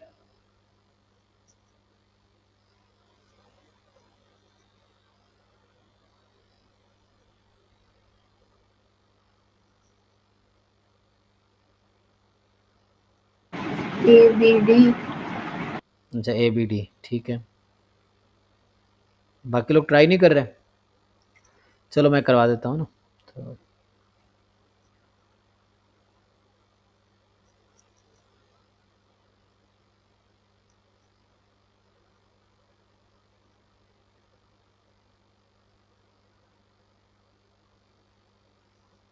देखो ट्राई करते हैं। So which of the following subset of R square is uncountable. तो आर स्क्वायर क्यों लिख रहा है? क्योंकि ऑर्डर पेयर है ना, इसका मतलब कहना चाह रहा है A can be real number, B can be real number. तो इन जनरल ऐसे आर स्क्वायर हो सकता है, लेकिन ये सबसेट है। तो तो अभी क्या करना है, लेकिन ये है ना आर तो अनकाउंटेबल है, तो आर स्क्वायर तो अनकाउंटेबल, अब सबसेट है ना, अनकाउंटेबल सेट का सबसेट काउंटेबल भी हो सकता है, अनकाउंटेबल भी हो सकता है, ठीक है ना। तो अब यहाँ समझते हैं। तो इसने कहा है A B is belongs to R square, A less than equal to B है। So A less than equal to B है, इसका क्या मतलब है? सो हमारे पास बी के लिए कितनी चॉइस है? ए तुम कोई fix, you can take any real number a, और बी उससे लार्जर ही लेना है। तो अगर मैंने ए मान लो कोई भी एक रियल नंबर चूज कर लिया, तो बी के लिए मेरे पास कितनी चॉइसेस हैं? इन्फिनाइट। अनकाउंटेबली मेनी, है ना। इन्फाइनाइट तो ठीक है, मतलब इन्फाइनाइट में भी अनकाउंटेबली मेनी चॉइसेस है मेरे पास। अगर मैंने ए को 100 रख दिया, तो बी में कुछ भी ले सकता हूँ 100 से ज़्यादा, तो मेरे पास 100 से लेकर इन्फिनिटी तक अनकाउंटेबली मेनी चॉइसेस है। तो इसकी कार्डिनलिटी वही होगी, मान लो ये पहला ऑप्शन की कार्डिनलिटी, इसकी कार्डिनलिटी उतनी होगी जितनी आर क्रॉस आर की है, इसमें कोई डिफरेंस नहीं है, ये तो अनकाउंटेबल हो जाएगा, पहला तो ओके है। क्योंकि क्योंकि देखो मैं कहना ही चाहता हूँ 0 से 1 की कार्डिनलिटी वही है जो सेट ऑफ रियल नंबर की कार्डिनलिटी है, दोनों का cardinality aleph not sorry continuum है, ठीक है ना, दोनों की कार्डिनलिटी सेम है। और कार्डिनलिटी जब दो सेट में सेम है, इसका मतलब क्या है कि एक ऐसा बाइजेक्टिव फंक्शन मुझे मिल जाएगा जो 0-1 सेट के साथ और आर के साथ बाइजेक्टिव बनेगा, मतलब there exist a bijective map between 0-1 and r because two sets are equivalent if and only if they have there is a bijective function between them। तो दोनों अनकाउंटेबल है और दोनों की कार्डिनलिटी सेम है, बिकॉज अनकाउंटेबल सेट में हो सकता है दो अनकाउंटेबल सेट हो जिससे कार्डिनलिटी सेम ना हो, बिकॉज एग्जांपल दिया था मैंने सेट ऑफ रियल नंबर और power set of real number, इन दोनों की कार्डिनलिटी जरूरी नहीं है सेम होगी, मतलब जरूरी नहीं सेम नहीं होगी। और ये है काउंटेबल सेट, दो काउंटेबली इन्फिनाइट सेट होगा अगर, तो उसकी कार्डिनलिटी हमेशा इक्वल आएगी, ये है। फिर दो फाइनाइट सेट की जरूरत नहीं कार्डिनलिटी इक्वल हो। ओके यहाँ पे आते हैं, तो इस ये तो अनकाउंटेबल है, ठीक है। अब है ए बी आर स्क्वायर में है such that a plus b is rational number. अब आप सोचो कि sum of number rational number कब हो सकता है? तो जैसे देखो यहाँ पॉसिबिलिटी क्या है, A is rational and B is rational, एक ये पॉसिबिलिटी है, तो rational, so A is rational number, B is rational number, तो दो रैशनल नंबर का सम रैशनल होता है, sum of two rational number is rational number. और अगर मैं ऐसा करूं सर ऐसे सोच सकते हैं ना कि क्यू काउंटेबल है, तो ए और उसका ए बी है दो सबसेट, तो उसका यूनियन बन रहा है क्यू, तो दोनों को भी काउंटेबल होना पड़ेगा। नहीं अभी आप पहले मैं सोच लेता हूँ फिर आप बताइए, रुकिए। सो तो यहाँ से मैं ये कह रहा हूँ कि a प्लस बी है ना काउंटेबल है, तो सम काउंटेबल कब हो सकता है? जैसे मेरे पास रैशनल मान लो √2 है, तो मैं 3 माइनस √2 लूंगा, तो इसका सम भी तो रैशनल आ जाएगा, √2 और 3 माइनस √2 का सम 3 आ गया, 3 रैशनल नंबर है। लेकिन क्वेश्चन है मेरे पास चॉइसेस कितनी है यहाँ पे, जैसे मैं ऐसा लिख दूँ रेशनल प्लस, मान लो यहाँ पे कोई नंबर ले लेता हूँ मैं p, और यहाँ पे मैं कुछ और ले लूँ -t, इन दोनों का सम कितना होगा? r मेरा रेशनल नंबर है, r इज रेशनल नंबर, तो इन दोनों का सम तो r ही आ जाएगा। बट इसके पास कितनी चॉइसेस है? अब मेरे पास यहाँ कितनी चॉइसेस है मेरे पास, t के लिए कितनी चॉइसेस हैं? सो मैं ये कहना चाह रहा हूँ टू इरेशनल नंबर का सम भी रेशनल हो सकता है।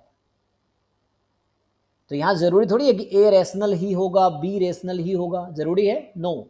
मैंने एग्जांपल दिया आपको, √2 is not rational number, 3 minus √2 is not a rational number, but sum तो रेशनल है। सो ए में भी इन्फिनाइट क्या बोलता हूं उसे, ए में भी इरेशनल नंबर एंड बी में भी इरेशनल नंबर। मान लो ए जो भी इरेशनल नंबर, मान लो ए इज रूट अंडर जो भी ले लो, मान लो रूट अंडर है ना, कोई तुम ले लो आर, जहाँ आर रेशनल है और उस तरह से कुछ, तो ए अगर कोई इरेशनल नंबर है क्यू डैश, और बी को तुम जस्ट -a ले लो Q dash, you just consider B as -a, तो a प्लस बी तो 0 हो जाएगा जो कि रेशनल है हमेशा। अब मेरे पास a के लिए कितनी चॉइसेस है? व्हाट इज a के लिए? a के लिए मेरे पास set of irrational number is uncountable set, मतलब cardinality set of irrational number की और सेट ऑफ रियल नंबर की कार्डिनलिटी इक्वल है, दोनों की कार्डिनलिटी कंटिन्यूम है।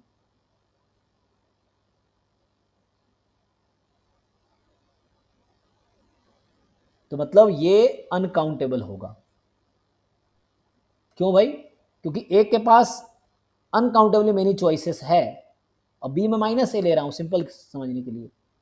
तो मेरे पास ए के पास अनकाउंटेबली मेनी चॉइसेस है, so that's why this set is uncountable, because set of irrational number is uncountable set. अब आते हैं ए इंटू बी पे। किसी सर रेशनल नंबर का कार्डिनलिटी कितना होता है? रेशनल नंबर का कार्डिनलिटी है एल इफ नॉट। कोई भी काउंटेबली इन्फिनाइट सेट है तो उसका कार्डिनलिटी एल इफ नॉट लिखते हैं। कोई अनकाउंटेबल सेट है तो उसकी कार्डिनलिटी कम से कम कंटिन्यूम होगी। कंटिन्यूम इज द नोटेशन है for the cardinality of uncountable set. So this is much much larger than this. ठीक है ना? एल इफ नॉट एक नोटेशन है that is used for cardinality of countably infinite set. तो मतलब ये तो काउंटेबल सेट है ना, काउंटेबली इन्फिनाइट सेट है रेशनल, और irrational countably infinite set uncountably infinite set है। मतलब रेशनल नंबर काउंटेबली इन्फिनाइट है और इरेशनल नंबर अनकाउंटेबली इन्फिनाइट है। तो इसलिए ठीक है ना, यहाँ देख लो प्रोडक्ट इंटीजर कब आएगा। अच्छा अब ये देखो क्या कहना चाह रहा है, प्रोडक्ट इज इंटीजर, जेड तो इंटीजर होता है ना। सो किसी दो नंबर का प्रोडक्ट इंटीजर कब आ सकता है? तो मैं फिर से आपको बोलूं कि ए कोई नॉन जीरो इरेशनल नंबर है, अगर मैं बी को 1/√a ले लूं या 1/a ले लूं, जस्ट यू टेक, आपको समझ आ रहा है मैं कहना क्या चाह रहा हूँ आप लोगों को? सो इसको फिर से मैं थोड़ा मिटा देता हूँ।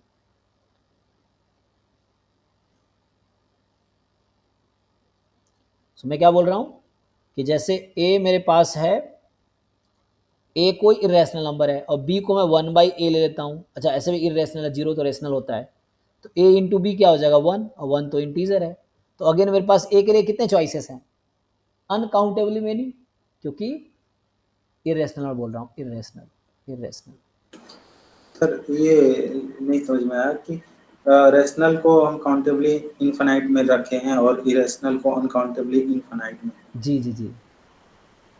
तो रेशनल यूनियन इरेशनल कितना होता है? रियल। हाँ, तो अगर आप इरेशनल को भी काउंटेबली इन्फिनाइट रखेंगे तो रियल काउंटेबली इन्फिनाइट हो जाएगा। समझ रहे हैं आप? अगर रेशनल भी काउंटेबल है, इरेशनल भी काउंटेबल है, तो उसका यूनियन काउंटेबल हो जाएगा, फिर रियल भी काउंटेबल हो जाएगा। तो कंट्राडिक्शन नहीं आ गया? तीनों को अनकाउंटेबल कर सकते हैं। क्यों आपके हाथ में अनकाउंटेबल करना? क्यों अनकाउंटेबल है?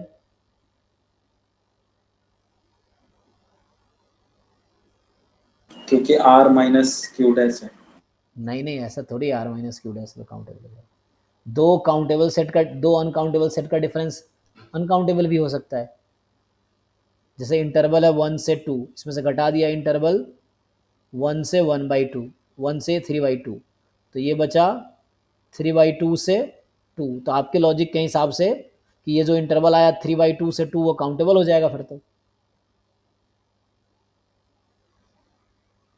अरे भाई रैशनल नंबर इसलिए काउंटेबल है because there is a bijective function from natural number to rational number.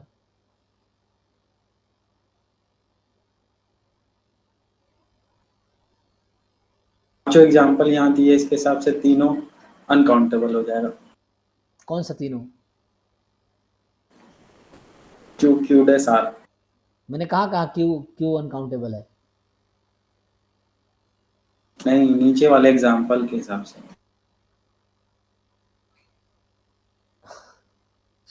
एक तो पता नहीं एग्जाम्पल कब से चीजें प्रूफ करने लगा। ये एग्जाम्पल मैंने क्यों दिया है? आपके स्टेटमेंट को ये काउंटर एग्जाम्पल है। ये तो आपके मैथमेटिकल लॉजिक इतने वीक है ना कि मतलब अजीब सर वो लगता है। अगर मैंने ये कहा कि दो अनकाउंटेबल सेट का डिफरेंस अनकाउंटेबल भी हो सकता है, तो इसका मतलब ये हो गया कि रेशनल अनकाउंटेबल हो गया। फिर अब मैं ये कहूंगा कि मान लो भाई चलो 1-2 का इंटरवल है, इसमें से 1-2 के इंटरवल को घटा दो, ये 5 आएगा, तो मतलब हो गया कि 5 ही अनकाउंटेबल हो गया। फिर तो ये भी अनकाउंटेबल है, ये भी अनकाउंटेबल है, मैंने डिफरेंस ले लिया तो 5 ही अनकाउंटेबल हो गया। अब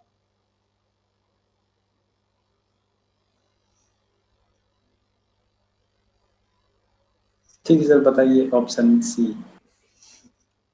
दिमाग लगाओ भाई, थोड़ा सा दिमाग वाग यूज करो ना।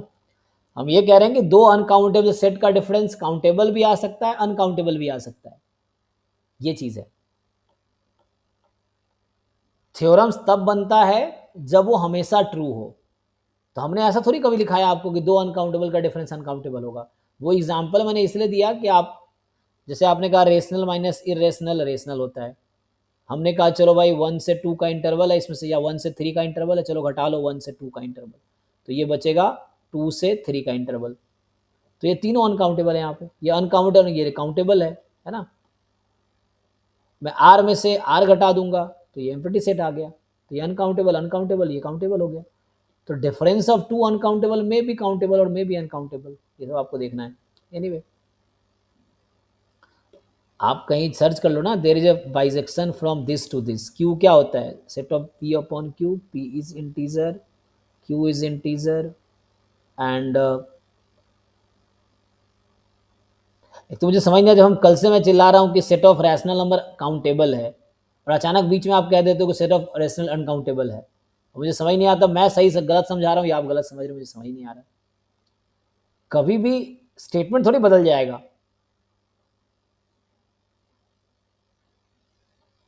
अब देखो ऐसे फंक्शन में, जैसे फंक्शन लोग सब प्रूफ देख सकते हो बुक में, मैं प्रूफ लिखना नहीं चाहता हूँ, मैं कहना चाह रहा हूँ कि ये एक बाइजेक्टिव फंक्शन मिल जाएगा मुझे। There exist a bijective function from set of natural number to set of rational numbers. वो बुक्स में बहुत डिटेल में प्रूफ है, लेंदी प्रूफ, इसलिए लिखना चाह रहा हूँ। यहाँ क्या करते हैं ये लोग सारे रैशनल नंबर को लेबल करते हैं, Q11 Q12 Q13 ऐसे कर करके, ये करके इन्होंने एक पूरा रैशनल नंबर को लिस्ट कर दिया। अब बाद में नेचुरल नंबर के साथ उन्होंने लेबलिंग कर दी, जैसे 1/2 को 1 के साथ मैप कर दिया मान लो, या 1/1 को 1/2 को 2 के साथ, 1/3 को 3 के साथ, ऐसे करके जितने नंबर है सबको एक नेचुरल नंबर के साथ मैप कर दिया था। ऐसा प्रूफ एग्जिस्ट करता है, जो कि इतना आसान नहीं है, मैं ये कहना, जिन्होंने मैंने क्लास में कराया नहीं। सो आप देख सकते हो प्रूफ कि आप गूगल में सर्च करो ना, why rational number is countable, आप सर्च करके देखो, आपको बहुत सारे प्रूफ्स मिल जाएंगे उसके, आप कोशिश करो उसको समझने की, ये चीज़ है। आप जस्ट देखो ना, गूगल करके देखो या कोई बुक में उठाओ, क्योंकि हम लोग यहाँ जैम गेट का मैं पढ़ा रहा था, मैं प्रूफ पे ज़्यादा फोकस नहीं करता हूँ मैं, कि मैं ये थ्योरेटिकल, वरना सेमेस्टर जैसे कॉलेज में पढ़ाते वही पढ़ाई हो जाएगी, फिर प्रूफ करो रट्टा मारो प्रूफ को। हमारा जैम गेट में प्रूफ से बहुत ज़्यादा मतलब ही नहीं है, हमें प्रूफ थोड़ी करना है चीज़ों को, हमें क्वेश्चन सॉल्व करने, थ्योरम अप्लाई करके। तो हमें चीज़ों को समझना है, जानना है, उसको अप्लाई करना है, तो मैंने प्रूफ नहीं कराया। अब देखो ना क्यों रेशनल है, आप गूगल करके देखो, बुक्स में पढ़ के देखो, वहाँ आपको प्रूफ मिल जाएगा प्रॉपर, जो मैथमेटिकल प्रूफ है। थोड़े कॉम्प्लिकेटेड हो सकता है बट यू कैन ट्राई। मतलब बता दिया क्या लॉजिक है प्रूफ का, कि पी अपॉन क्यू को उन लोगों ने, क्योंकि it is something like Z cross Z, आप समझो पी अपॉन क्यू की कार्डिनलिटी जो होगी, it is something like Z cross Z. Z cross Z countable है, क्योंकि पी क्या होगा, इंटीजर है, क्यू क्या है, इंटीजर है, तो P can be integer, Q can be integer. तो जो सेट ऑफ रैशनल बड़ी काउंटेबल कार्डिनलिटी है, वो कहीं ना कहीं लेस देन इक्वल टू होगी जेड क्रॉस जेड की, इस तरह से, क्योंकि जीरो यहाँ काउंटेड नहीं है, Q can not be zero, तो हटा दिया, that is something like Z cross Z के इक्वल हो गया एक्चुअली। तो जो क्यू की कार्डिनलिटी वो जेड क्रॉस जेड की कार्डिनलिटी के इक्वल है, Z cross Z finite sorry countable set है, इसलिए क्यू भी काउंटेबल है, हो गया। यस सर, समझ गया। तो यहाँ मैं क्या कर रहा था, product of two real numbers integer हो रहा है, तो हमें सोचना है कि ए बी क्या क्या पॉसिबल है, व्हाट इज दैट सेट। तो मैं यहाँ बोल रहा हूँ कि A can be any irrational also, and in that case b I will consider 1 by a, so b will also be irrational and a will be irrational, a may be rational and b may be rational, तो product integer आ सकते हैं, a 2 है b 1/2 है, a √2 है b 1/√2। सो हमें सोचना है what is the all possible values of a b, उसका सेट के बारे में सोचना है। So this set is uncountable because a can be irrational and set of irrational number is uncountable, तो उस लॉजिक से आ जाएगा। अब यहाँ a into b is rational number, अब बताओ भाई a इंटू बी रेशनल है तो इंटीजर भी रेशनल हो जाएगा, तो थर्ड ऑप्शन वाला सबसेट हो गया फोर्थ ऑप्शन वाले का, तो चारों ऑप्शन करेक्ट हो गया इसमें, तो देखो एक बार, या कोई एक ऑप्शन एलिमिनेट होगा, a less than equal to b हमने लिया था ना यहाँ पे। सो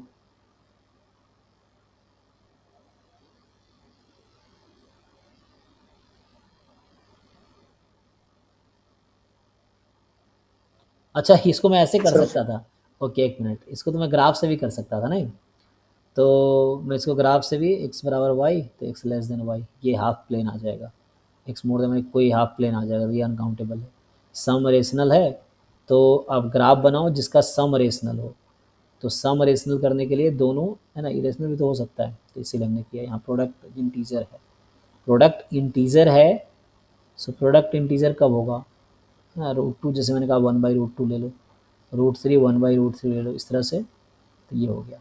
यहाँ ए बी रैशनल नंबर है, प्रोडक्ट किसी दो नंबर का प्रोडक्ट रेशनल कब होगा? सो दो इरेशनल का प्रोडक्ट भी रेशनल हो सकता है ना, फिर से मैं सेम लॉजिक लगा लूँगा, q इंटू 1/q, मतलब या मान लो k इंटू 1/k, और k यहाँ कोई इरेशनल नंबर है, चेक करो। सो k कट के 1 नहीं आ जाएगा? Yes sir. मतलब कोई भी इरेशनल भी ले सकता हूँ यहाँ पे a को, तो उसके करस्पॉन्डिंग उसका रेसिप्रोकल दूसरा हो जाएगा। सो मुझे कम से कम इसकी कार्डिनलिटी इरेशनल नंबर तक होगी, तो मेरे हिसाब से भी सही हो गया। इसका आंसर कि मैं क्या लगा रखा है, 5वां का दे रखा आंसर की। अच्छा ठीक तो है। देखो, तो ए बी सी डी चारों दे रखा है, ठीक है। तो चारों ओके है, ठीक है ना, ऑल 4 आर करेक्ट। बाकी तुम लोग ट्राई करके आना, फिर मैं और उतना डिस्कस नहीं करता हूँ। ये एक क्वेश्चन देख लो, ये लास्ट है, फिर आगे थ्योरी करा देता हूँ। तो ये पार्ट मैं कंप्लीट कर, मैं चाह रहा हूँ, देखो मैं क्या कर रहा हूँ अभी, कि ये वाला पार्ट मैं कंप्लीट कर देता हूँ। अभी हमने लास्ट 2 क्लास में बस ये वाला पार्ट डिस्कस किया है, फाइनाइट, अनकर्व्ड, काउंटेबल। ये दोनों बहुत बेसिक सा थ्योरम है, इसमें बहुत ज़्यादा क्वेश्चन आते नहीं है। बस एक समझना है कि ऑर्डर्ड फील्ड क्या होता है, आर्किमिडियन प्रॉपर्टी क्या है। ये 2 थ्योरम है, ये जो है ना, real number system as a complete ordered field. So what is the meaning of complete ordered field, ये समझना है। अब बस ये जाना आर्किमिडियन प्रॉपर्टी क्या होता है। तो ये बहुत ज़्यादा बस एक थ्योरम ये है और एक थ्योरम ये है, दोनों रिजल्ट है 2 बस। उसके बाद सीक्वेंस सीरीज हम लोग स्टार्ट कर लेंगे, सीक्वेंस ऑफ रियल नंबर। तो कल से मैं यही स्टार्ट करूंगा, सीक्वेंस सीरीज। आज मैं ये थ्योरम लगाया खत्म करूंगा, कल से हम लोग सीक्वेंस एंड सीरीज डिस्कस करेंगे। Sequence of real number, convergence of sequence, bounded sequence, monotonic sequence, Cauchy criteria of sequence, है ना, series, convergence of series, alternating series, absolute conditional, है ना, power series, radius of convergence, function of real, है ना, real variable, limit, ये सब discuss करेंगे, ठीक है। तो कल से सीक्वेंस सीरीज स्टार्ट करूंगा मैं। तो अभी इसको देख लो, लास्ट क्वेश्चन, अभी ये क्वेश्चन देख लो, पर आप लोग खुद ही बताओ, 6 क्वेश्चन सोच के बताओ अभी क्या होगा। और ये बहुत आसान है, हमने क्लास में ऑलरेडी डिस्कस किया है।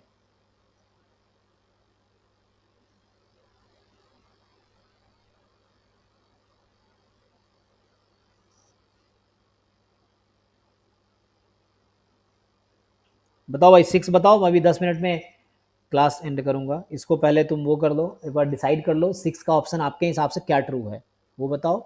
एंड देन हम आगे थ्योरम लिख के फिर कल से सीक्वेंस सीरीज स्टार्ट करेंगे।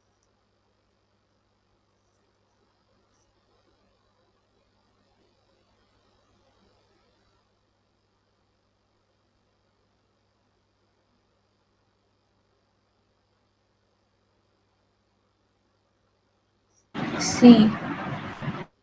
Sir B C. अच्छा,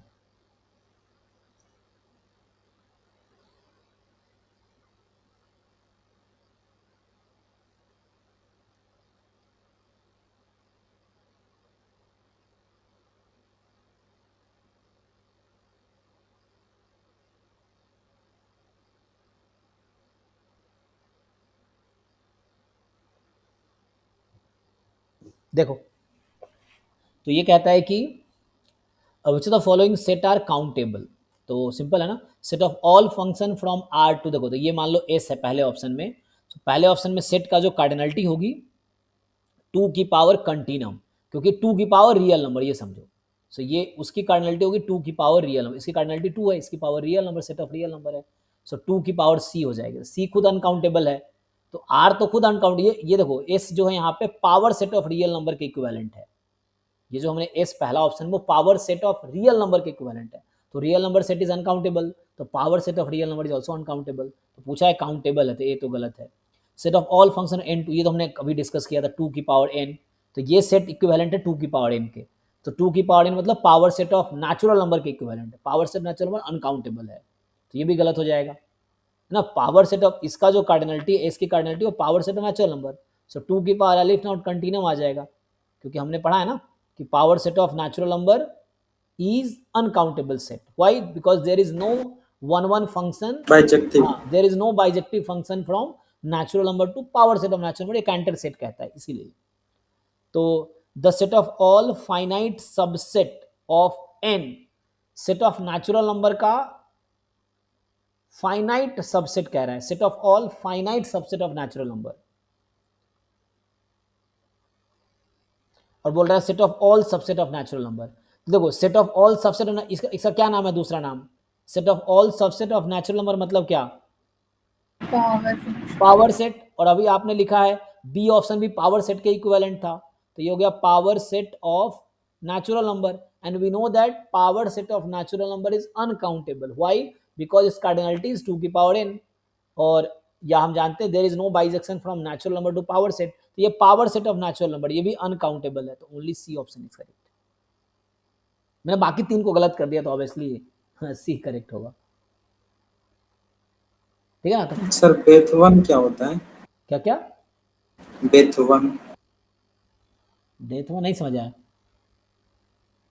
BETH, बेथ वन। ये नहीं पता मुझे क्या है। तो ये इससे रिलेटेड है? Yes sir. नहीं नहीं, मुझे नहीं पता, ये वर्ड मैंने पहली बार सुना है। तो ठीक है जी, तो आगे चलते हैं। चलो अभी मैं एक प्रॉपर्टी लिख के क्लास एंड करूंगा, बाकी आप ट्राई करो, मैंने और असाइनमेंट भेजे हैं, आप ये सब ट्राई करो, आप लोग सॉल्व कर दोगे। सी जिसको डिनोट करते हैं कार्डिनलिटी ऑफ कंटिन्यूम को बोलते हैं। अरे कंटिन्यूम खुद कार्डिनलिटी है, अब कंटिन्यूम और कार्डिनलिटी कैसे आ गया? कंटिन्यूम तो खुद एक नंबर है ना, कंटिन्यूम सेट थोड़ी है, कंटिन्यूम तो खुद एक नंबर है, तो कार्डिनलिटी तो सेट की होती है, कंटिन्यूम तो एक नंबर है, तो नंबर की कार्डिनलिटी कब से आने लगी? 2 की कार्डिनलिटी क्या है? 2 तो खुद एक नंबर है, कार्डिनलिटी सेट की होती है। तो एनीवे चलो चलो यहाँ पे आते हैं। तो हम लोग लिखते हैं व्हाट इज नेक्स्ट, बोला है कि ये प्रॉपर्टी लिख के मैं यहाँ स्टॉप करूंगा क्लासेस। तो हम लोग कहाँ पे ये देखना चाह रहे हैं, तो मैंने अभी लास्ट के 2 क्लासों में कल और आज ये डिस्कस किया कि what is meaning of finite, countable, uncountable. कल डेफिनेशन से लिखे थे, आज कुछ क्वेश्चंस किए। ये कह रहा है real number system as a complete ordered field. So completeness property of real number की बात कर रहा है। What is a completeness property of real number? So ये कहता है completeness property of set of real numbers, ये बताना है, या इसी को बोलते हैं कंप्लीट ऑर्डर्ड फील्ड। तो ये कंप्लीट ये होता है कि जैसे, अच्छा आप लोगों को पता है ये वर्ड सुप्रीमम इन्फीमम वर्ड पता है? Supremum of a set, infimum of a set, ये सब पहले आपने कवर किया है कहीं पे? ये होता है सुप्रीमम मतलब list upper bound, list upper bound, upper bound पढ़ा होगा आप लोगों ने, list upper bound of a set. Infimum का मतलब है greatest lower bound, greatest lower bound of a set, ठीक है ना। अच्छा अपर बाउंड लोअर बाउंड क्या होता है? तो जैसे मैं बोलूंगा कोई सेट है, मान लो, चलो एक सेट, मैं पहले अपर बाउंड को डिफाइन करता हूँ, फिर मैं इस चीजों पे आता हूँ। सो अपर बाउंड क्या है? What is the meaning of upper bound of a set? So let S be a set या सबसेट ऑफ आर, मैं अभी आर की बात करूंगा। लेट एस बी अ, जो टॉपिक मैंने कल और आज में कवर किए, कोई भी जो रियल एनालिसिस की बुक में सेट थ्योरी नाम का चैप्टर होगा उसको आप पढ़ सकते हैं। तो बेसिक सेट थ्योरी वो स्टार्ट किया होगा 11th-12th क्लास वाला, अब बाद में ये सब पढ़ा रहा होगा। तो मैंने 11th-12th वाले पार्ट यहाँ कवर नहीं किए, क्योंकि मैं मान रहा हूँ आप लोगों ने 11th-12th पढ़ रखा है, मैंने बेसिक लेक्चर में भी कवर किए हैं, जिसमें मैं 11th-12th वाली चीज़ें नहीं पढ़ाया आपको, टाइप्स ऑफ सेट और ये सब दिस दैट, सीधा जहाँ मतलब सिलेबस जहाँ पे बोला है वहीं से हमने स्टार्ट किया था, ठीक है ना। सो लेट एस, कौन सा बुक सर? बाटल में? हाँ बाटल में भी जो होगा रियल नंबर चैप्टर का नाम होगा उसमें होगा आपका, है ना।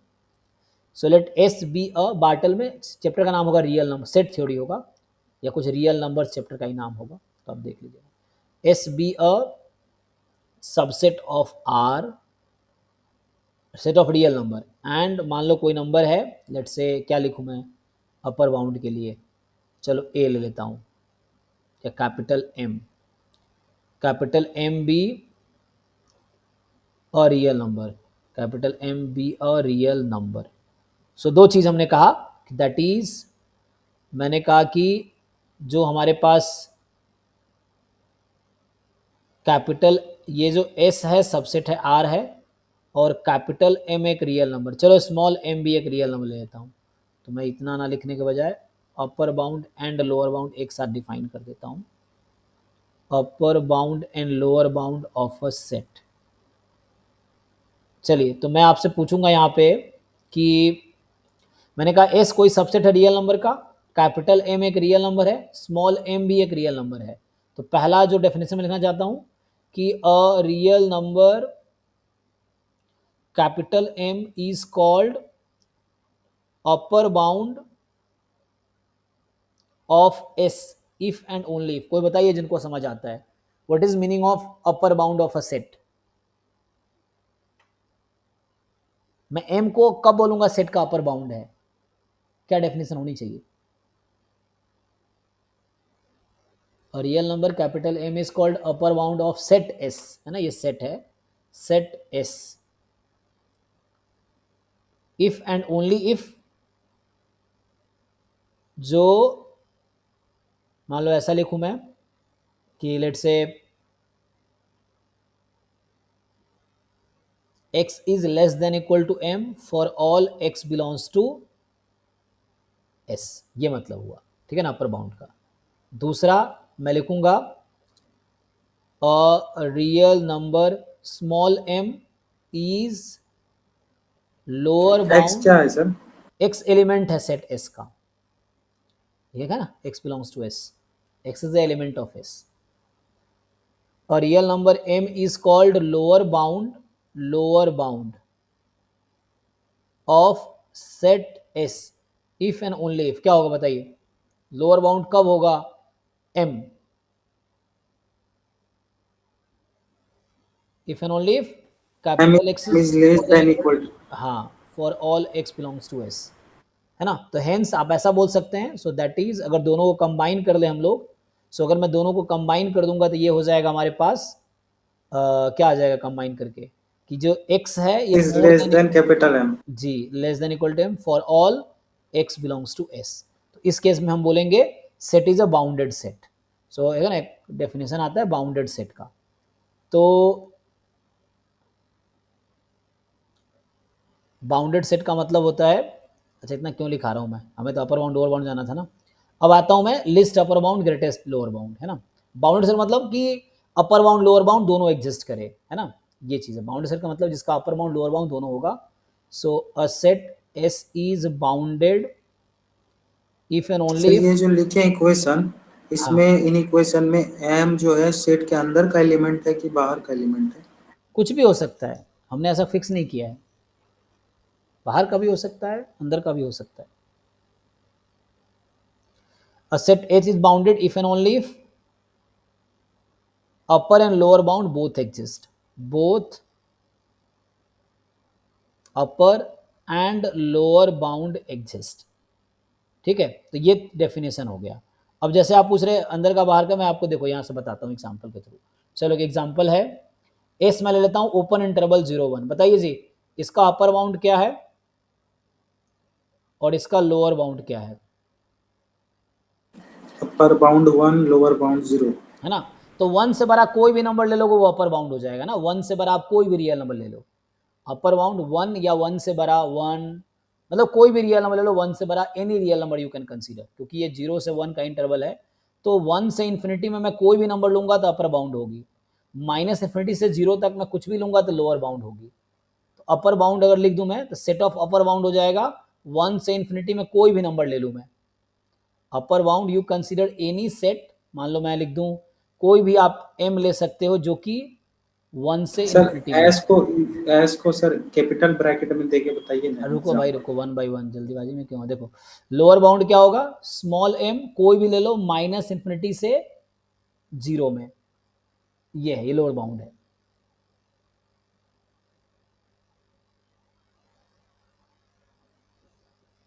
दूसरा एग्जांपल है कि एस में अगर क्लोज इंटरवल लो, चलो 0 कॉमा ओपन 1 कर दिया, बताओ अपर बाउंड क्या है लोअर बाउंड क्या है।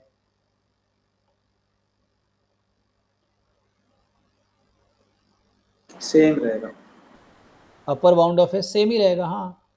सो इवन एलिमेंट दोनों सेम ही हो जाएगा, कोई डिफरेंस नहीं आएगा। सो अपर बाउंड हो सकता है उस सेट का एलिमेंट हो सकता है ना हो, कोई जरूरी नहीं है।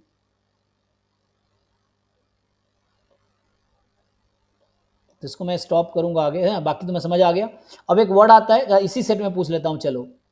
ये जो लिस्ट अपर बाउंड क्या है, ये तो अपर बाउंड डिस्कस किया, लोअर बाउंड। अगर मैं बात करूं आपसे, अभी आपने कहा ये है, मैं आपसे पूछूं लिस्ट अपर बाउंड क्या है, जिसको सुप्रीमम वैल्यू बोलते हैं सेट का, तो लिस्ट अपर बाउंड, तो 1 हो जाएगा। लिस्ट अपर बाउंड जितने अपर से छोटा वाला कौन सा है, 1। ग्रेटेस्ट लोअर बाउंड क्या है, greatest lower minus infinity. Greatest lower bound, greatest lower bound, lower bound, greatest वो 0 हो जाएगा। इसमें से सबसे बड़ा जो लोअर बाउंड है वो 0 है, तो इसी को बोलते हैं supremum of set S, soup S. इसको बोलेंगे इन्फीमम ऑफ सेट एस, यहाँ मैंने डिफाइन कर रखा ऑलरेडी, है ना। सुप्रीमम इन्फीमम मतलब supremum of set, list upper bound, infimum greatest lower bound. ऐसे ही सेम चीज यहां आपसे पूछा जाए। अब देखो, जैसे यहां भी ऐसे ही है, सुप्रीमम ऑफ एस निकालोगे क्या आएगी बताइए, what is supremum of S, what is infimum S S, दूसरे वाले एग्जांपल में। सुप्रीमम मतलब क्या है? अरे भाई तुम कितना भुलक्कर हो क्या तुम, ये तो लिखा है ना, list upper bound of S कोई सुप्रीमम एस बोलते हैं, ग्रेटेस्ट लोअर बाउंड कोई हम इन्फीमम बोलते हैं। और ये तो लिखा है सुप एस मतलब ग्रेटेस्ट लिस्ट अपर बाउंड, उसका नाम है supremum. Greatest lower bound is the infimum, लिखा तो है यहाँ पे। लिस्ट अपर बाउंड वही हो जाएगा सर, सोते 1। रहते हो क्या तुम, supremum of set list upper bound, infimum of set greatest lower bound.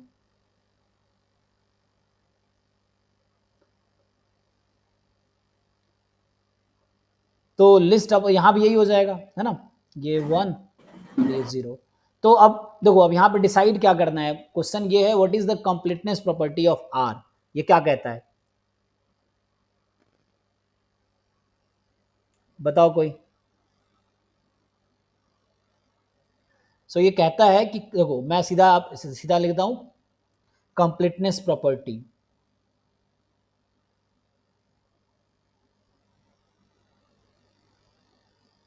Completeness property का मतलब ये होता है कि कोई सेट तब कंप्लीट होगा अगर, देखो ये क्वेश्चन जो थ्योरम कहता है, या completeness property of real numbers, पूरा ही लिख देता हूँ जो तुम्हें कह रहा है तुम जानो syllabus. Completeness property of real number, तो इसका ये थ्योरम है, जस्ट एक थ्योरम है। तो इसका बैकग्राउंड में ये बताया क्योंकि इसको मैं यूज़ करूंगा, इसलिए मैं बैकग्राउंड बता दिया तुम्हें, वरना सीधा सीधा मैं थ्योरम लिखा देता। तो इस थ्योरम का स्टेटमेंट है, ये कहता है कि तुम कहीं भी सर्च कर सकते हो, गूगल पे मिल जाएगा स्टेटमेंट। तो ये है कि एवरी, ये कहता है every non empty subset of R, जिसका एस नाम मैंने दिया था। So every non empty subset of R that is bounded above, that is bounded above, थे ना, has supremum value। मतलब कहना चाह रहा है कोई भी सेट जो बाउंडेड एवव है उसमें हमेशा सुप्रीमम एग्जिस्ट करेगी, ठीक, पहला पॉइंट ये है। और इसी का दूसरा पार्ट है, दो पार्ट है इसमें। पहला पार्ट है कि कोई भी सबसेट आर का जिसका अपर बाउंड एग्जिस्ट करता है उसमें सुप्रीमम भी एग्जिस्ट करेगी। या तो मैं ऐसा लिख दूं कि if S subset of R है, S has upper bound, then supremum of S exist. ये थ्योरम पहला पार्ट है। दूसरा पार्ट कहता है यही चीजें होंगी, तो इसी को मैं कॉपी कर लेता हूं, बार बार लिखने से बेटर है ना, जस्ट मैं कॉपी कर लेता हूं उसको। सो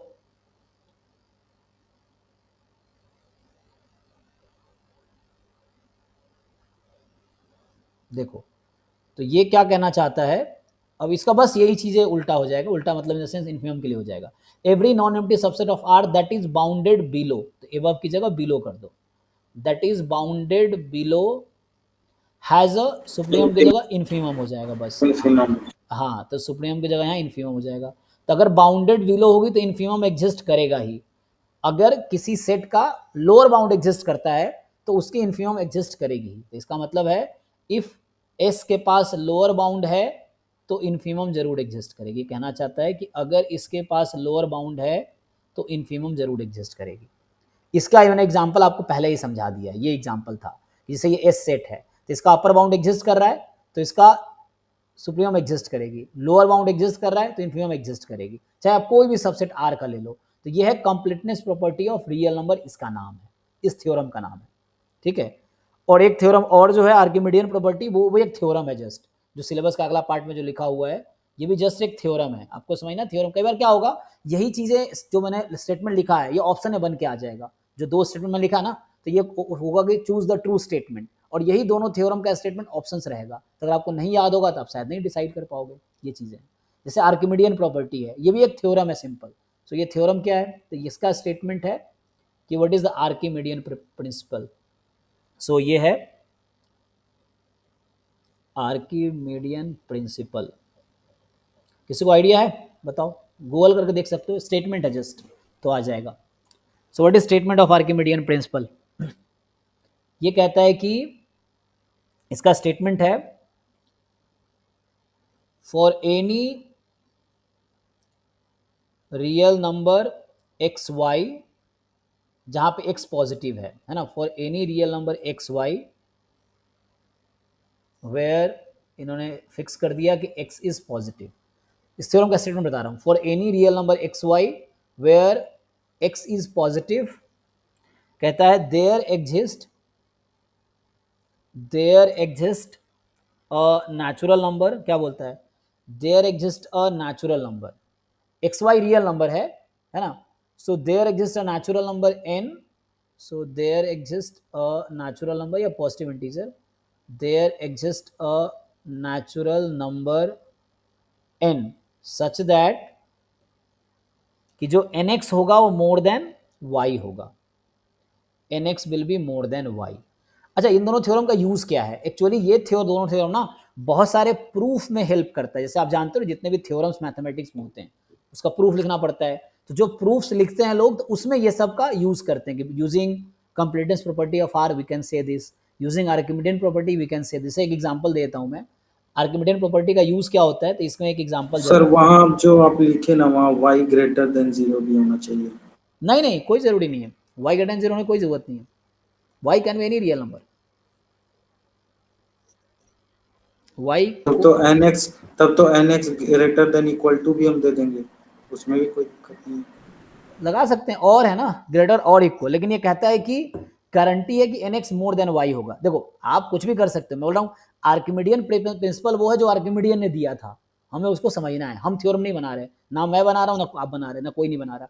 आर्किमिडियन प्रिंसिपल आपको ये समझना है कि आर्किमिडियन ने क्या कहा था, तो ये स्टेटमेंट आर्किमिडियन ने दिया है जो कि किताब में लिखा है, जो कि हम पढ़ रहे हैं, ये हम नहीं बना रहे, ना मैं बना रहा हूँ ना आप बना रहे, ये किताब में है, ये आर्किमिडियन के रिसर्च पेपर में था, वो किताब बुक में आया, फिर इसको हेल्प करके आगे बहुत सारे थ्योरी डेवलप हुई हैं।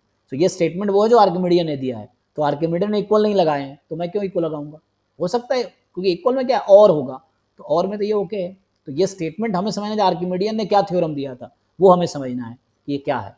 तो आर्किमिडियन ने कहा कि आप कोई भी दो रियल नंबर लो एक्स वाई, जहां एक्स पॉजिटिव है तो एक ऐसा नेचुरल नंबर जरूर मिलेगा जो एक्स के साथ मल्टीप्लाई करोगे तो वाई से बड़ी होगी।